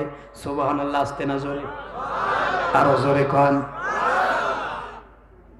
এত পরিমাণে নবীর হাতে বায়াত গ্রহণ করলে আউস এবং খাজরাজের বড় বড় নেতারা, আব্দুল্লাহ বিন উবাই আর বায়াত না গ্রহণ করে কোনো উপায় ছিলই না।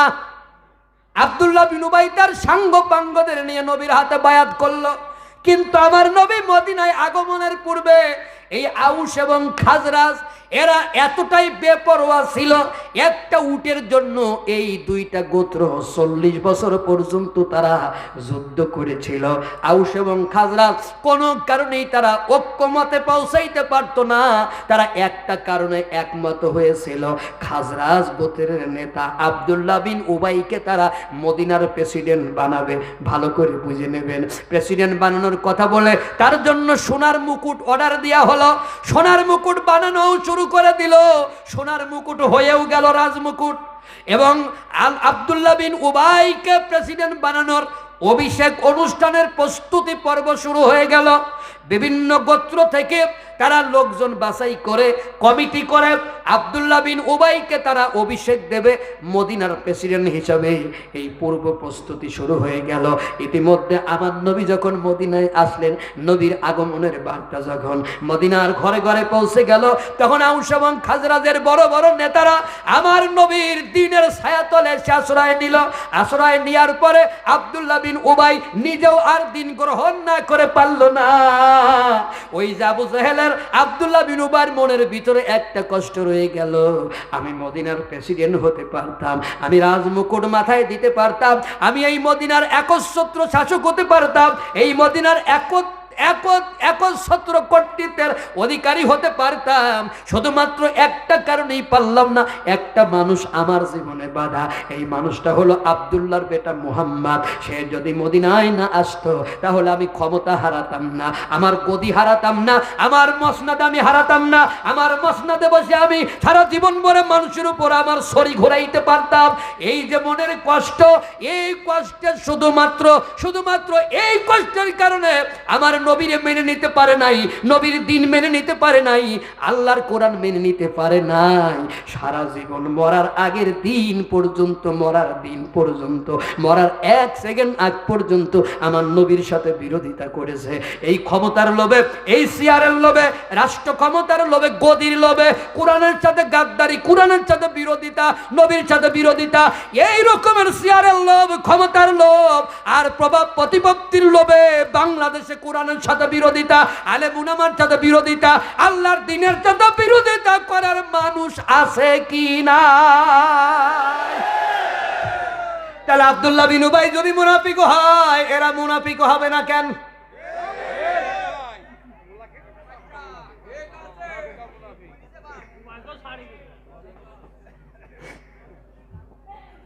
অঙ্ক কি মেলে? অঙ্ক কি মেলে? আচ্ছা, আমি কি কোনো রাজনৈতিক বক্তব্য দিচ্ছি?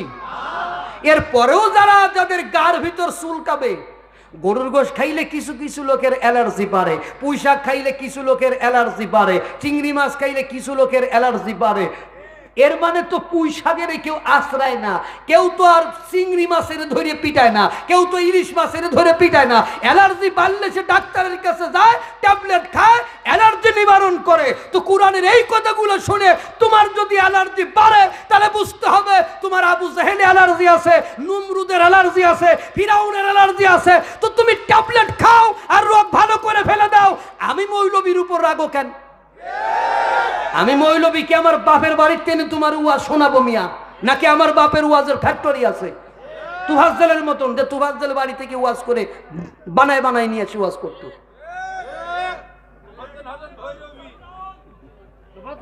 এই ওয়াজ কি চলবে? লিল্লাহে তাকবীর। তাহলে এটা হলো তাদের মুনাফিকি করার একটি কারণ, মসনদের লোভ, ক্ষমতার লোভ। কথা কোন ঠিক কিনা? এবার আসেন 2 নাম্বার কারণ কি? এগুলো কি আপনাদের কাজে লাগবে জীবনে? এবার দেখেন 2 নাম্বার কারণ, মন দিয়ে শুনবেন ওয়াজ। সবাই কিন্তু গড়াচ্ছে, সময় কিন্তু দৌড়াচ্ছে। Time and tide wait for none. সময় এবং নদীর স্রোত কারোর জন্য অপেক্ষা করে না। সময় কিন্তু গড়াচ্ছে। সময় হলেই আমি ছেড়ে দিব বলে দিলাম। বুঝি না কি কয় না, সারা রাত তো আমি ওয়াজ করব না, সারা রাত করব না। তার কারণ হলো আমাদের কষ্ট হয়। কি কোরআনের আলোচনা কি ভালো লাগে? এরকমের ক্লাস প্রতি বছর এই জায়গায় একটা হোক, এরকম ঝড় ঝরে ক্লাস, এটা কি আপনারা চান? আলহামদুলিল্লাহ, আমি খুব খুশি হয়েছি। এরকমের মাহফিল হতে হবে, একদম নোট করে পয়েন্ট ভিত্তিক আলোচনা, কোনো মৌনুক্তি, নিজের ইচ্ছা মতো ওয়াজ করা যাবে না। সম্মানিত বন্ধুগণ, 2 নাম্বার কারণ, নবী সাল্লাল্লাহু আলাইহি সাল্লাম মদিনায় আগমনের আগে খাজরাজ গোত্রের ভিতরে একজন দরবেশ ছিলেন। ওই সময় দরবেশ, রাহেব, ইসাই দরবেশ, এরকমের দরবেশ এখন বাংলাদেশের অসংখ্য জায়গায় আপনি পাবেন।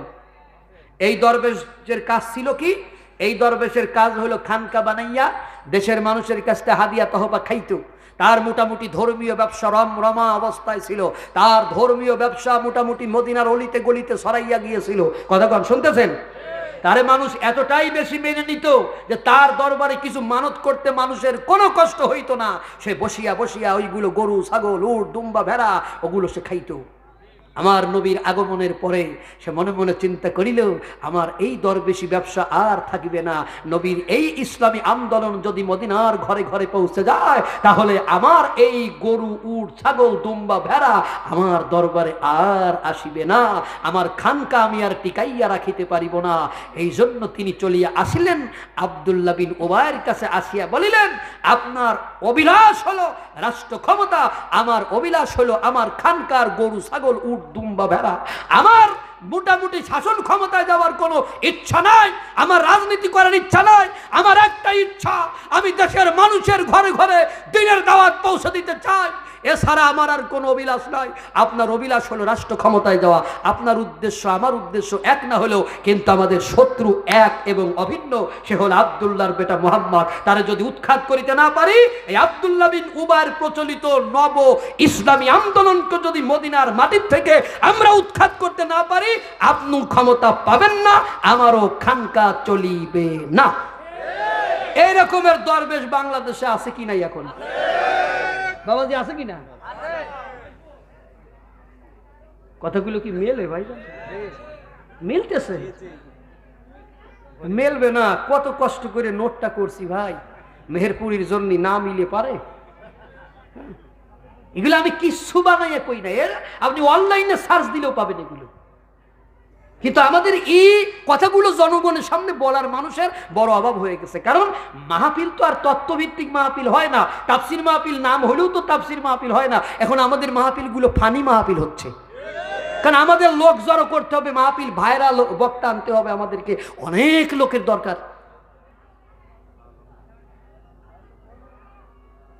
একটা তাকবীর দেই, লিল্লাহে তাকবীর। একবারই হ্যাঁ, বাস একবারই। মাশাআল্লাহ, আলহামদুলিল্লাহ, আল্লাহ তার হায়াতে তয়্যিবা দিন কোন আমিন। আব্দুল্লাহ বিন উবাইর কাছে চলে গেল, শুনতেছেন? এইবার ইহুদি গোষ্ঠী আর এই দরবেশ মিলে মদিনায় সেই সমস্ত নেতাদের কাছে খবর পাঠালো, যেই সমস্ত নেতাদের কারণে আমার নবী মক্কা থেকে বেরিয়ে মদিনায় আসতে বাধ্য হয়েছে। তাদের সাথে যোগ সাজস করে এইবার তাদের বলল, তোমরা মদিনা আক্রমণ করো, ইসলামী রাষ্ট্রকে ভুলুণ্ঠিত করে দাও, ইসলামী আন্দোলনকে মাটির সাথে মিশিয়ে দাও, আমরা তোমাদের সাথে আছি।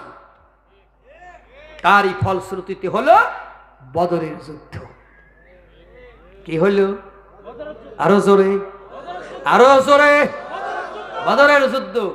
এবং আবু আমর মনে করল, এই বদরের যুদ্ধে 1000 সুসজ্জিত বাহিনী, তাদের সামনে কোনোভাবেই আব্দুল্লাহর বেটা টেকবে না। আর এই যে আব্দুল্লাহ বিন উবাইর সৈন্যদের নিয়ে তো আব্দুল্লাহ বিন উবাই পালাবে, তাহলে আব্দুল্লাহ বিন উবাই যে কেন তার সৈন্যদের নিয়ে পালাইছিল, এবার কি আপনারা ক্লিয়ার? এবার কি আপনারা ক্লিয়ার? কারণ তাদের সাথে মদিনার ওই সমস্ত মুশরিকদের যোগ সাজর ছিল, তাদের সাথে তাদের প্ল্যান ছিল যে মাঝপথে আব্দুল্লাহ বিন উবাই তার সৈন্যদের নিয়ে কেটে পড়বে। আর এর মূল পরামর্শদাতা হলো ওই আবু আমের, ওই রাহেব, ওই ইসাই দরবেশ। এরকমের দরবেশ আমাদের বাংলাদেশের ঘরে ঘরে আছে, কথা কোন ঠিক কিনা বন্ধুরা আমার? কিন্তু বদরের মাঠে অবস্থা একদম পরিবর্তন হয়ে গেল। কুরাইশরা চরম মার খাইল, ইসলামের দুশ্মনেরা মার খাইয়া তারা পালাইতে বাধ্য হলো। তখন আবু আমের মনে মনে চিন্তা করলো, এই মক্কার এই সমস্ত লোকদের দিয়া মুহাম্মদকে উৎখাত করা যাবে না, আমাকে আরো বড় প্ল্যান তৈরি করতে হবে। আবার সে মদিনার বাহিরে গিয়া লোকজনদের জড়ো করলো এবং মক্কার মুশরিকদের নিয়া, আশেপাশের মুশরিকদের নিয়া বড় দুর্গ তৈরি করে, বড় সৈন্য সামন্ত নিয়া এবার আর একটা যুদ্ধের প্রস্তুতি নিল। সেই যুদ্ধ হলো উহুদের যুদ্ধ। এই উহুদের যুদ্ধের মাঠে যতগুলো গর্ত করা হয়েছিল মুসলমানদের পতনের জন্য, সেই অনেকগুলো গর্তই খুঁজেছিল এই ইসাই দরবেশ আবু আমের।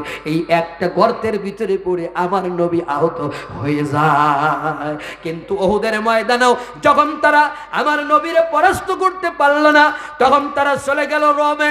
রোমের কাইসারের কাছে গিয়া বলল, ও রোম সম্রাট, আমি ইসাই দরবেশ, আমি বড় ধরনের একটা খানকা পরিচালনা করি।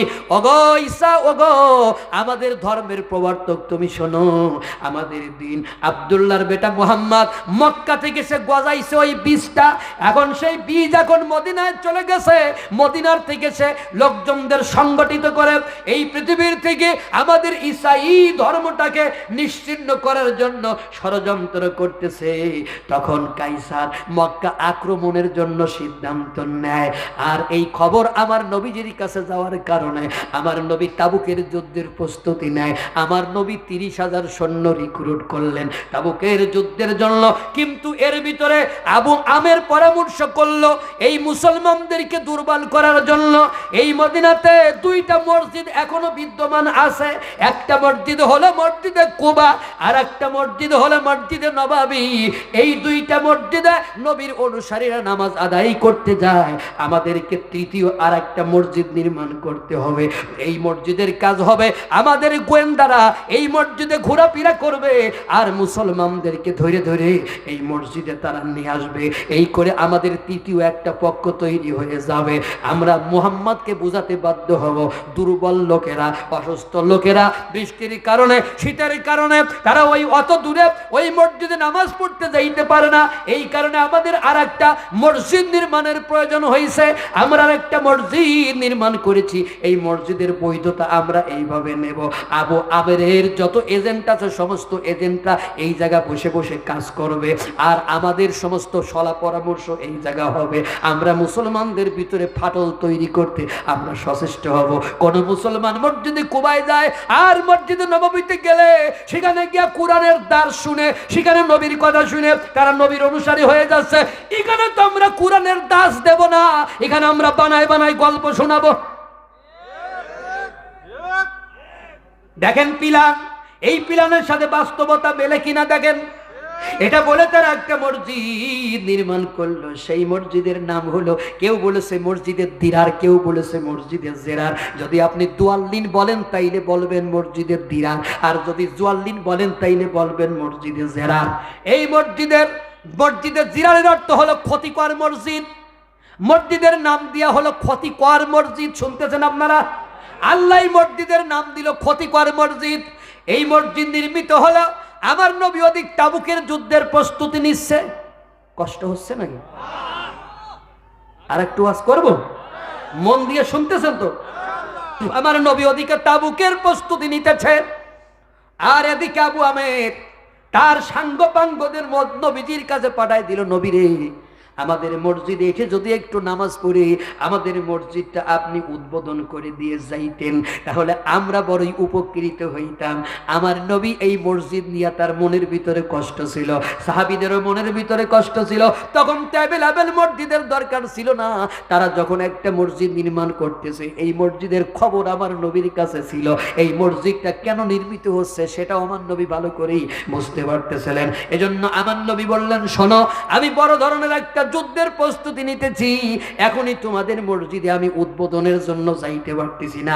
আমি যুদ্ধের থেকে ফিরে এসে আমি ভেবে চিনতে দেখবো তোমাদের মসজিদটা আমি উদ্বোধন করব কিনা। তার মানে আমি জাহাঙ্গীর আলমের জ্ঞানে যা বুঝেছি, আমার নবী এই মসজিদ সম্পর্কে আল্লাহর ওহির অপেক্ষায় ছিল। এই জন্য আমার নবী কাল বিলম্ব করতেছিল, দেখি আমার আল্লাহ এই মসজিদ সম্পর্কে আমার কাছে কোনো ওহী নাযিল করে কিনা। নবী তাবুকের যুদ্ধে চলে গেল। আবু আমের তখন আব্দুল্লাহ বিন উবাই এবং তার অনুসারীদের বলল, শোনো, এই তাবুকের যুদ্ধের থেকে আব্দুল্লাহর বেটা মুহাম্মদ কোনোদিনও ফিরতে পারবে না। এই বিশাল সৈন্যের সামনে 30,000 সৈন্য নিয়ে তারা টিকতে পারবে না। তোমরা যখন আব্দুল্লাহ বিন আবাই, তুমি শোনো, মুহাম্মাদের যখন পরাস্তের খবর শুনবা, তখন তুমি মদিনায় রাজমুকুট পরে ফেলবা, আর আমার খানকায় এসে মাঝে মাঝে 2টা উট দুম্বা ভেড়া দিয়ে যাবা। এই রকমের চক্রাম তো বাংলাদেশে এখন আছে কি নাই? আসতে কোন কেন এরকমের আবু আমের বাংলাদেশে আছে কি নাই?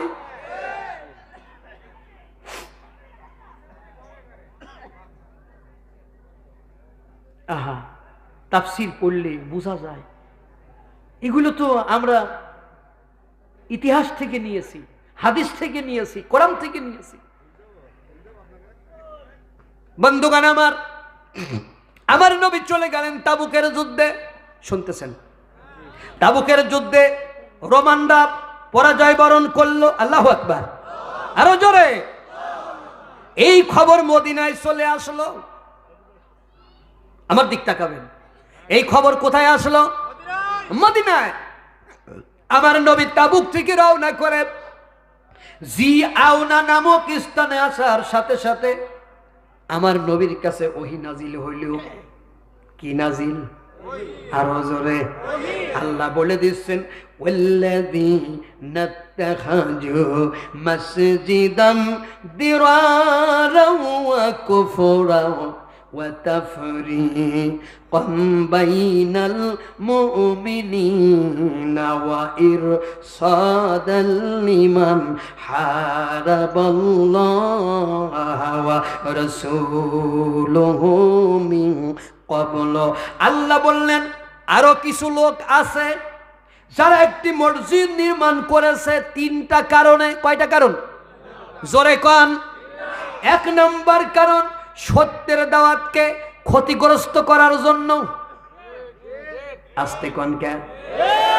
2 নম্বর কারণ আল্লাহর বন্দেগী করার পরিবর্তে কুফরি করার জন্য।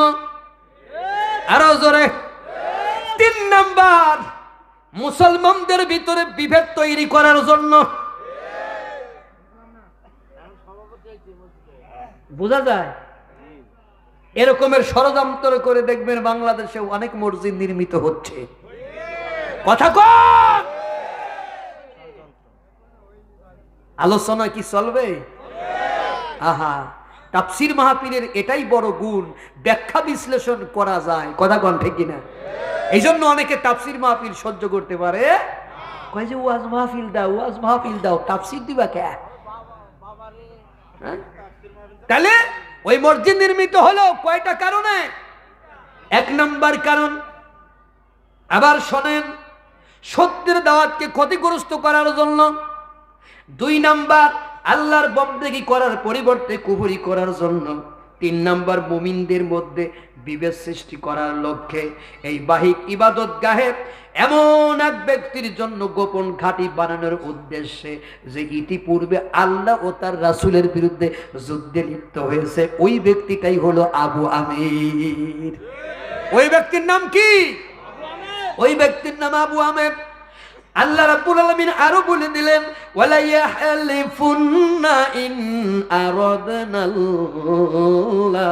হুসনা। আল্লাহ বললেন তারা অবশ্য কসম খেয়ে বলবে ভালো ছাড়া আর কোনো ইচ্ছাই আমাদের ছিল না।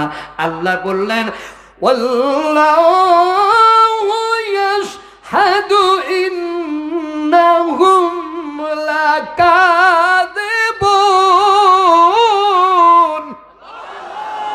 আল্লাহ সাক্ষী দিচ্ছে এরা সবগুলো মুনাফিক, মিথ্যাবাদী। এরপরের আয়াত শোনেন আল্লাহ কি কয়। আল্লাহ বললেন ওয়ালা, আল্লাহ বললেন লা তাকুম ফিহি আবাদা। ও নবী তুমি কখনো ওই মসজিদে দাঁড়াবে না। কি করবে না? ওই মসজিদে তুমি তোমার পাও রাখবে না।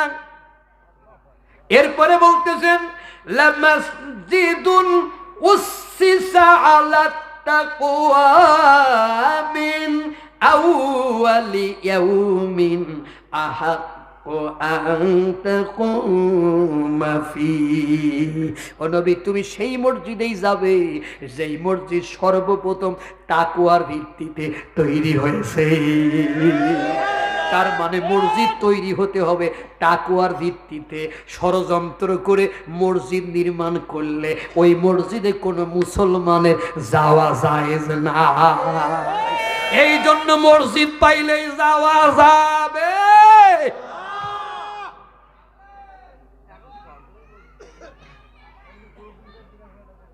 হঠাৎ করে পাড়ায় মসজিদ একটা ছিল, হঠাৎ করে কেউ বুকের উপর হাত বাঁধে ফেলে দিল। কথা কন। এবার বললো এই মসজিদে যাব না, আমরা হাতে জায়গা বান্ধি।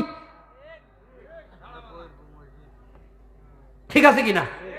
আবার এক এলাকায় কেউ হাত বুকে বাঁধলো, কেউ নাবিতে বান্ধে কয় এই মসজিদে যাব না, আমরা নাবিতে বান্ধিও মসজিদে নামাজ হবে না, আমরা মসজিদ বানাবো।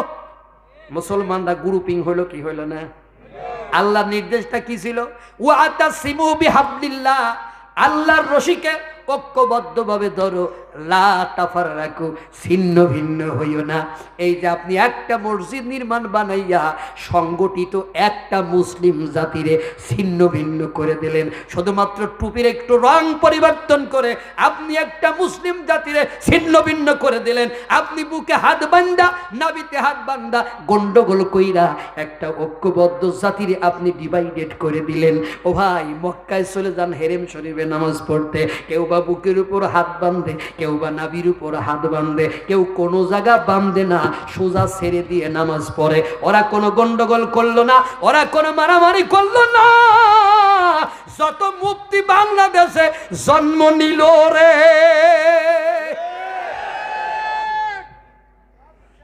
আরে মুফতি সাহেব, এই মুফতি সাহেবরা যার বিরুদ্ধে ফতোয়া দেয় আবার তার সাথে মুসাফা করে।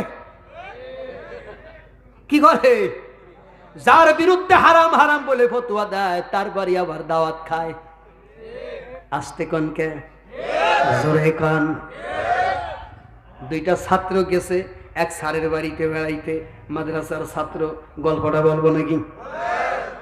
গিয়া কয় যে স্যার কোথায়? কয় মাঠে গেছে। ও খালাম্মা আপনি কি করেন? কয় ভাত রান্না করি। কয় তরকারি তো দেখি না। কয় যে না, ভাতের ভিতর কয়টা শাক দিছি আর দুইটা মুরগির ডিম দিছি। তোমার খালুজান এই খাবার খাইয়ে প্রতিদিন মাদ্রাসায় যায় সকালবেলা। কয় হারাম হারাম হারাম, আস্তাগফিরুল্লাহ, এই খাবার আর খাওয়া যাবে না, হারাম। বলল কিভাবে হারাম? কয় আপনি ভাতের ভিতর মুরগির ডিম দিয়েছেন কেন? ভাত হারাম না ভাত? এই ভাত আর খাওয়া যাবে না।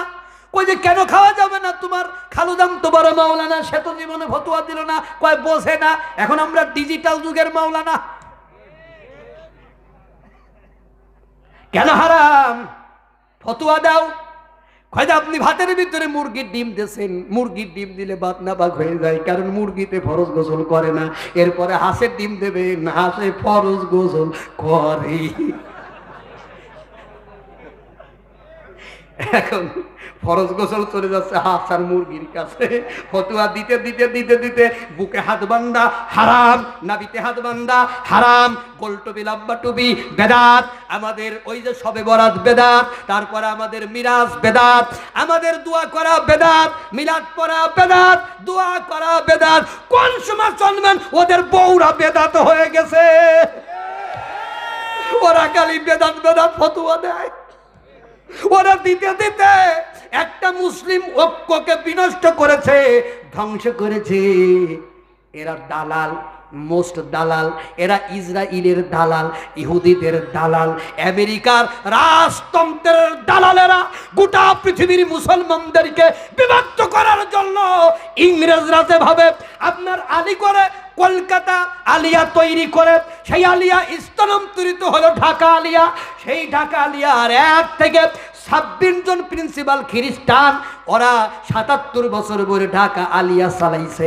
আপনি এখনো ঢাকা আলিয়ায় গিয়ে দেখে আসতে পারেন। ওই 26 জন প্রিন্সিপালের নামের প্রথমে mister mister mister mister mister এখনো আছে। ওই মিস্টারগুলো উপমহাদেশে পাঠানো হয়েছিল মুসলমানদেরকে টুপিতে গ্রুপিং করে দিবা, মুসলমানদের দাড়িতে গ্রুপিং করে দিবা, মুসলমানদেরকে পাগড়িতে গ্রুপিং করে দিবা, মুসলমানদেরকে নামাজে গ্রুপিং করে দিবা, মুসলমানদেরকে কাতারে গ্রুপিং করে দিবা, মুসলমানদেরকে দাওয়াত খাওয়ায় গ্রুপিং করে দিবা। মুসলমানেরা গ্রুপিং হতে হতে হতে হতে এত পরিমাণে গ্রুপিং হবে, তারপর আমরা কোরআনের উপর আঘাত করব, ওরা কিচ্ছু করতে পারবে না। তারপর আমরা হাদিসের উপর আঘাত করব, ওরা কিচ্ছু করতে পারবে না। আমরা মুসলমানদেরকে সমূলে শেষ করে দেব, ওরা প্রতিবাদ করতে পারবে না।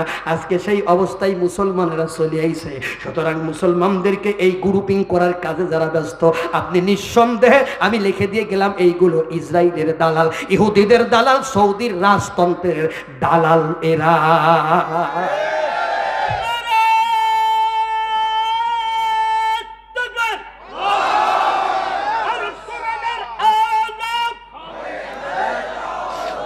সম্মানিত ভাইরা আমার, সম্মানিত ভাইরা আমার, আল্লাহ বললেন তুমি সেই মসজিদে যাবা যেই মসজিদ তাকওয়ার ভিত্তিতে প্রতিষ্ঠিত।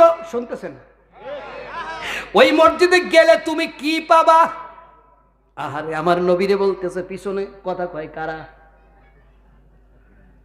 দেখেন তো কারা পিছনে, কোন বিয়ে সাবরা?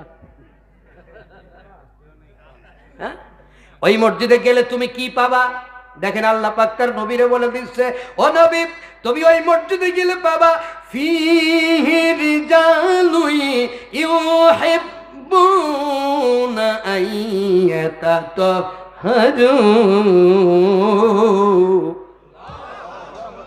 ওই মসজিদে গেলে তুমি কিছু পুত পবিত্র লোক পাবা। এই পুত পবিত্র লোক বলতে শুধু অজু গোসলের পুত পবিত্র না, এই পুত পবিত্র বলতে তুমি ওখানে নিফাকি আমলি, নিফাকে ইতিকাদি, তার মানে বিশ্বাসগত নিফাক আর আমলগত নিফাক, ওদের কোনোটাই ওদের অন্তরে নাই। ওদের পোশাক যেমন পবিত্র, ওদের শরীর যেমন পবিত্র, ওদের মনও তেমন পবিত্র। এই লোকগুলো তুমি ওই মসজিদে কুবায় পাবা, মসজিদে নববীতে পাবা, এই মসজিদে জেরারে খুঁজে পাবা। এরা পোশাকে পবিত্র হতে পারে, এরা শরীর পবিত্র হতে পারে, কিন্তু এদের মন হলো নিফাকে ভরা। এরা অপবিত্র মন নিয়ে এই মসজিদে ঢুকেছে। ও নবী, এই মসজিদে তুমি যাবা না। এখন আমাদের অধিকাংশ মসজিদগুলোতে আপনি অধিকাংশ মুসল্লিদের পাবেন যারা বিশ্বাসগত মুনাফিক। ওই মুনাফিকরা আবার সভাপতিও হয়, সেক্রেটারিও হয়। ইমাম যদি সুদের বিরুদ্ধে কথা বলে, তখন সভাপতি সাহেব এক পাশে বসে পড়ে কিচ্ছু করে না। তখন ইমাম সাহেব বুঝে নিল আমার এই থ্রেট দিচ্ছে। তখন ইমাম সাহেব বলল, একবার আলহামদুলিল্লাহ পড়লে জান্নাতের ভিতরে এমন গাছ জ্বালাবে যে গাছের নিচে দিয়ে অ্যারাবিয়ান হওয়ার 70,000 বছর ধরে গাছের ছায়া ঘোরাবে না। তখন সভাপতি বলল, মানে ইমাম বুঝে নিল এবার ঠিক আছে।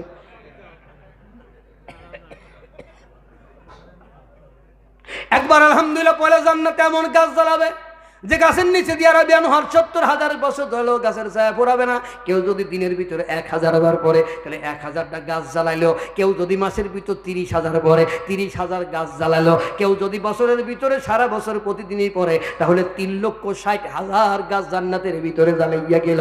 কিন্তু শেষকালে দেখা গেল মরার পরে সে জান্নাতটা পাইল না। ওই 3,60,000 গাছের কি হবে?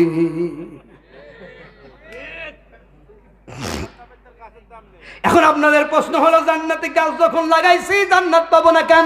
পাবা না। তুমি ছেলেদের নামে জমি জমা লিখে দিয়ে তুমি মেয়ের ফাঁকি দেছো, এই জন্য জান্নাত পাবা না। তুমি জান্নাত পাবা না। অন্যের মাথায় তুমি বাড়ি দিয়া আবার তার নামে মিথ্যা মামলা করেছো, এই জন্য তুমি জান্নাত পাবা। তুমি অন্যের মিথ্যা মামলা দিয়া বিনা কারণে ফাঁসির আসামি বানাইছো, এই জন্য তুমি জান্নাত পাবা। তুমি এতিমের টাকা চুরি করে খাইছো, যে টাকা জীবনে ফেরত দেও নাই, মরার সময় বলেছ লা হাওলা ওয়ালা কুওয়াতা ইল্লা বিল্লাহ লা ইলাহা ইল্লাল্লাহু মুহাম্মাদুর রাসূলুল্লাহ। ইমাম সাহেব বলল, হুজুর বলে দিল তোমার বাপ কালিমা পাইছে, তওবা করেছে, তোমার বাপ জান্নাতি জান্নাতি। না না না, তোমার বাবা জান্নাতি হবে না। তওবা করার নিয়ম হলো যে এই কয়টা নিয়ম। ওর একটা নিয়ম হলো যতক্ষণ পর্যন্ত তুমি একটা ব্যক্তির ক্ষতি করেছো ওই ক্ষতি পূরণ না দিবা ততক্ষণ পর্যন্ত তোমার তওবা আল্লাহর দরবারে কবুল হবে না। তুমি একজনের বাড়ি কেড়ে নেছো, ওই বাড়ি তুমি ফেরত দাও নাই, তুমি তওবা করেছো, তওবা কবুল হবে না। তুমি একজনের নামে মিথ্যা মামলা কইরা তারা ফাঁসির আসামি বানাইয়া তুমি ফাঁসি দিয়ে দেছো, যতক্ষণ পর্যন্ত তুমি ক্ষতিপূরণ না দিবা, তওবা না করবা, ততদিন পর্যন্ত আল্লাহ তোমারে মাফ করবে করবে করবে। তাহলে তোমার আবার কিসের তওবা?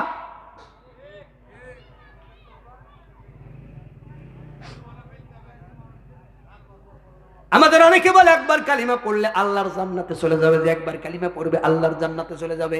ফিরাউন তো 3 বার পড়েছিল ক্বালা আমানতু আন্নাহু লা ইলাহা ইল্লাল্লাযী আমানাতু বিহি বানু ইসরাঈল। ফিরাউন বলেছিল আমি ঈমান আনলাম সে আল্লাহর উপরে, যে আল্লাহর উপর ঈমান আনছে বানি ইসরাঈলেরা। ওয়া আনা মিনাল মুসলিমিন, আমি হলাম মুসলমান।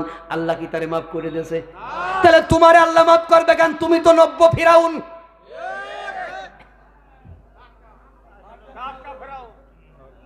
কথাগুলো কি বোঝা যায়?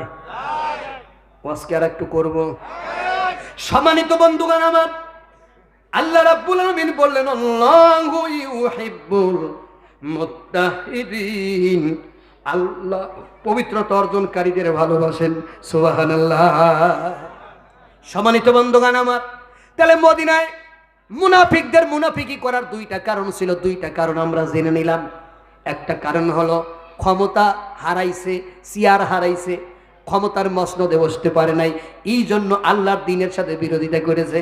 আর 2 নম্বর কারণ হলো খানকা চালাইতে পারবে না, এই জন্য খানকা ওয়ালারা আমার নবীর সাথে বিরোধিতা করেছে। কথা কোন ঠিক কিনা? সম্মানিত বন্ধুগণ আমার, এই মুনাফিকদের কিছু গুণ ছিল। কি ছিল? এই মুনাফিকদের কিছু আপনার বৈশিষ্ট্য ছিল। এই বৈশিষ্ট্যের ভিতরে তাদের অন্যতম বৈশিষ্ট্য হলো আল মুনাফিকুনা ওয়াল মুনাফিকাতু বা'দুহুম মিন বা'দ। মুনাফিক পুরুষ এবং নারী পরস্পরের দোসর। তারা কি কাজ করেছে? ইয়া'মুরুনা বিল মুনকারি ওয়া ইয়ানহাউনা আনিল মা'রুফ। তারা ভালো কাজে বিরোধিতা করে আর অসৎ কাজে তারা উৎসাহ দেয়। ভালো কাজে তারা বিরোধিতা করে, অসৎ কাজে উৎসাহ দেয়। তার মানে কি? আপনি মাহফিল করবেন, দেখবেন যে তারা বিরোধিতা করতেছে। গান দেবেন, তারা চান্দা দিচ্ছে। আস্তে কনকা চান্দা দিচ্ছে। ওয়াজ দিবেন, বিরোধিতা করতেছে। আবার কিছু কিছু লোক আছে সমাজে, ওয়াজের জন্য তারা পাগলের মতো হয়ে যায়। কথা কোন ঠিক না? তখনই বোঝা যায় যে কে মুনাফিক আর কে মুসলমান, কে আল্লাহর দ্বীনে বিশ্বাসী আর কে আব্দুল্লাহ বিন ওবাইর গোষ্ঠী। কথা কোন ঠিক না? সম্মানিত বন্ধুগণ আমার, তারা ভালো কাজে বাধা দেয়, খারাপ কাজে উৎসাহ দেয়। এরপরে তাদের আরো গুণ হলো ওয়ায়াকুবিদুনা আইদিয়াহুম। তারা ভালো কাজে নিজেদের হাতকে গুটিয়ে রাখে। নাসুল্লাহ ফানাসিয়াহুম। তারা আল্লাহকে ভুলে গেছে, আল্লাহও তাদের ভুলে গেছে। ইন্নাল মুনাফিকিনা হুমুল ফাসিকুন, আর মুনাফিকরা হলো ফাসিক। মুনাফিকরা কি? এটা তাদের একটা গুণ, এটা তাদের একটা বৈশিষ্ট্য।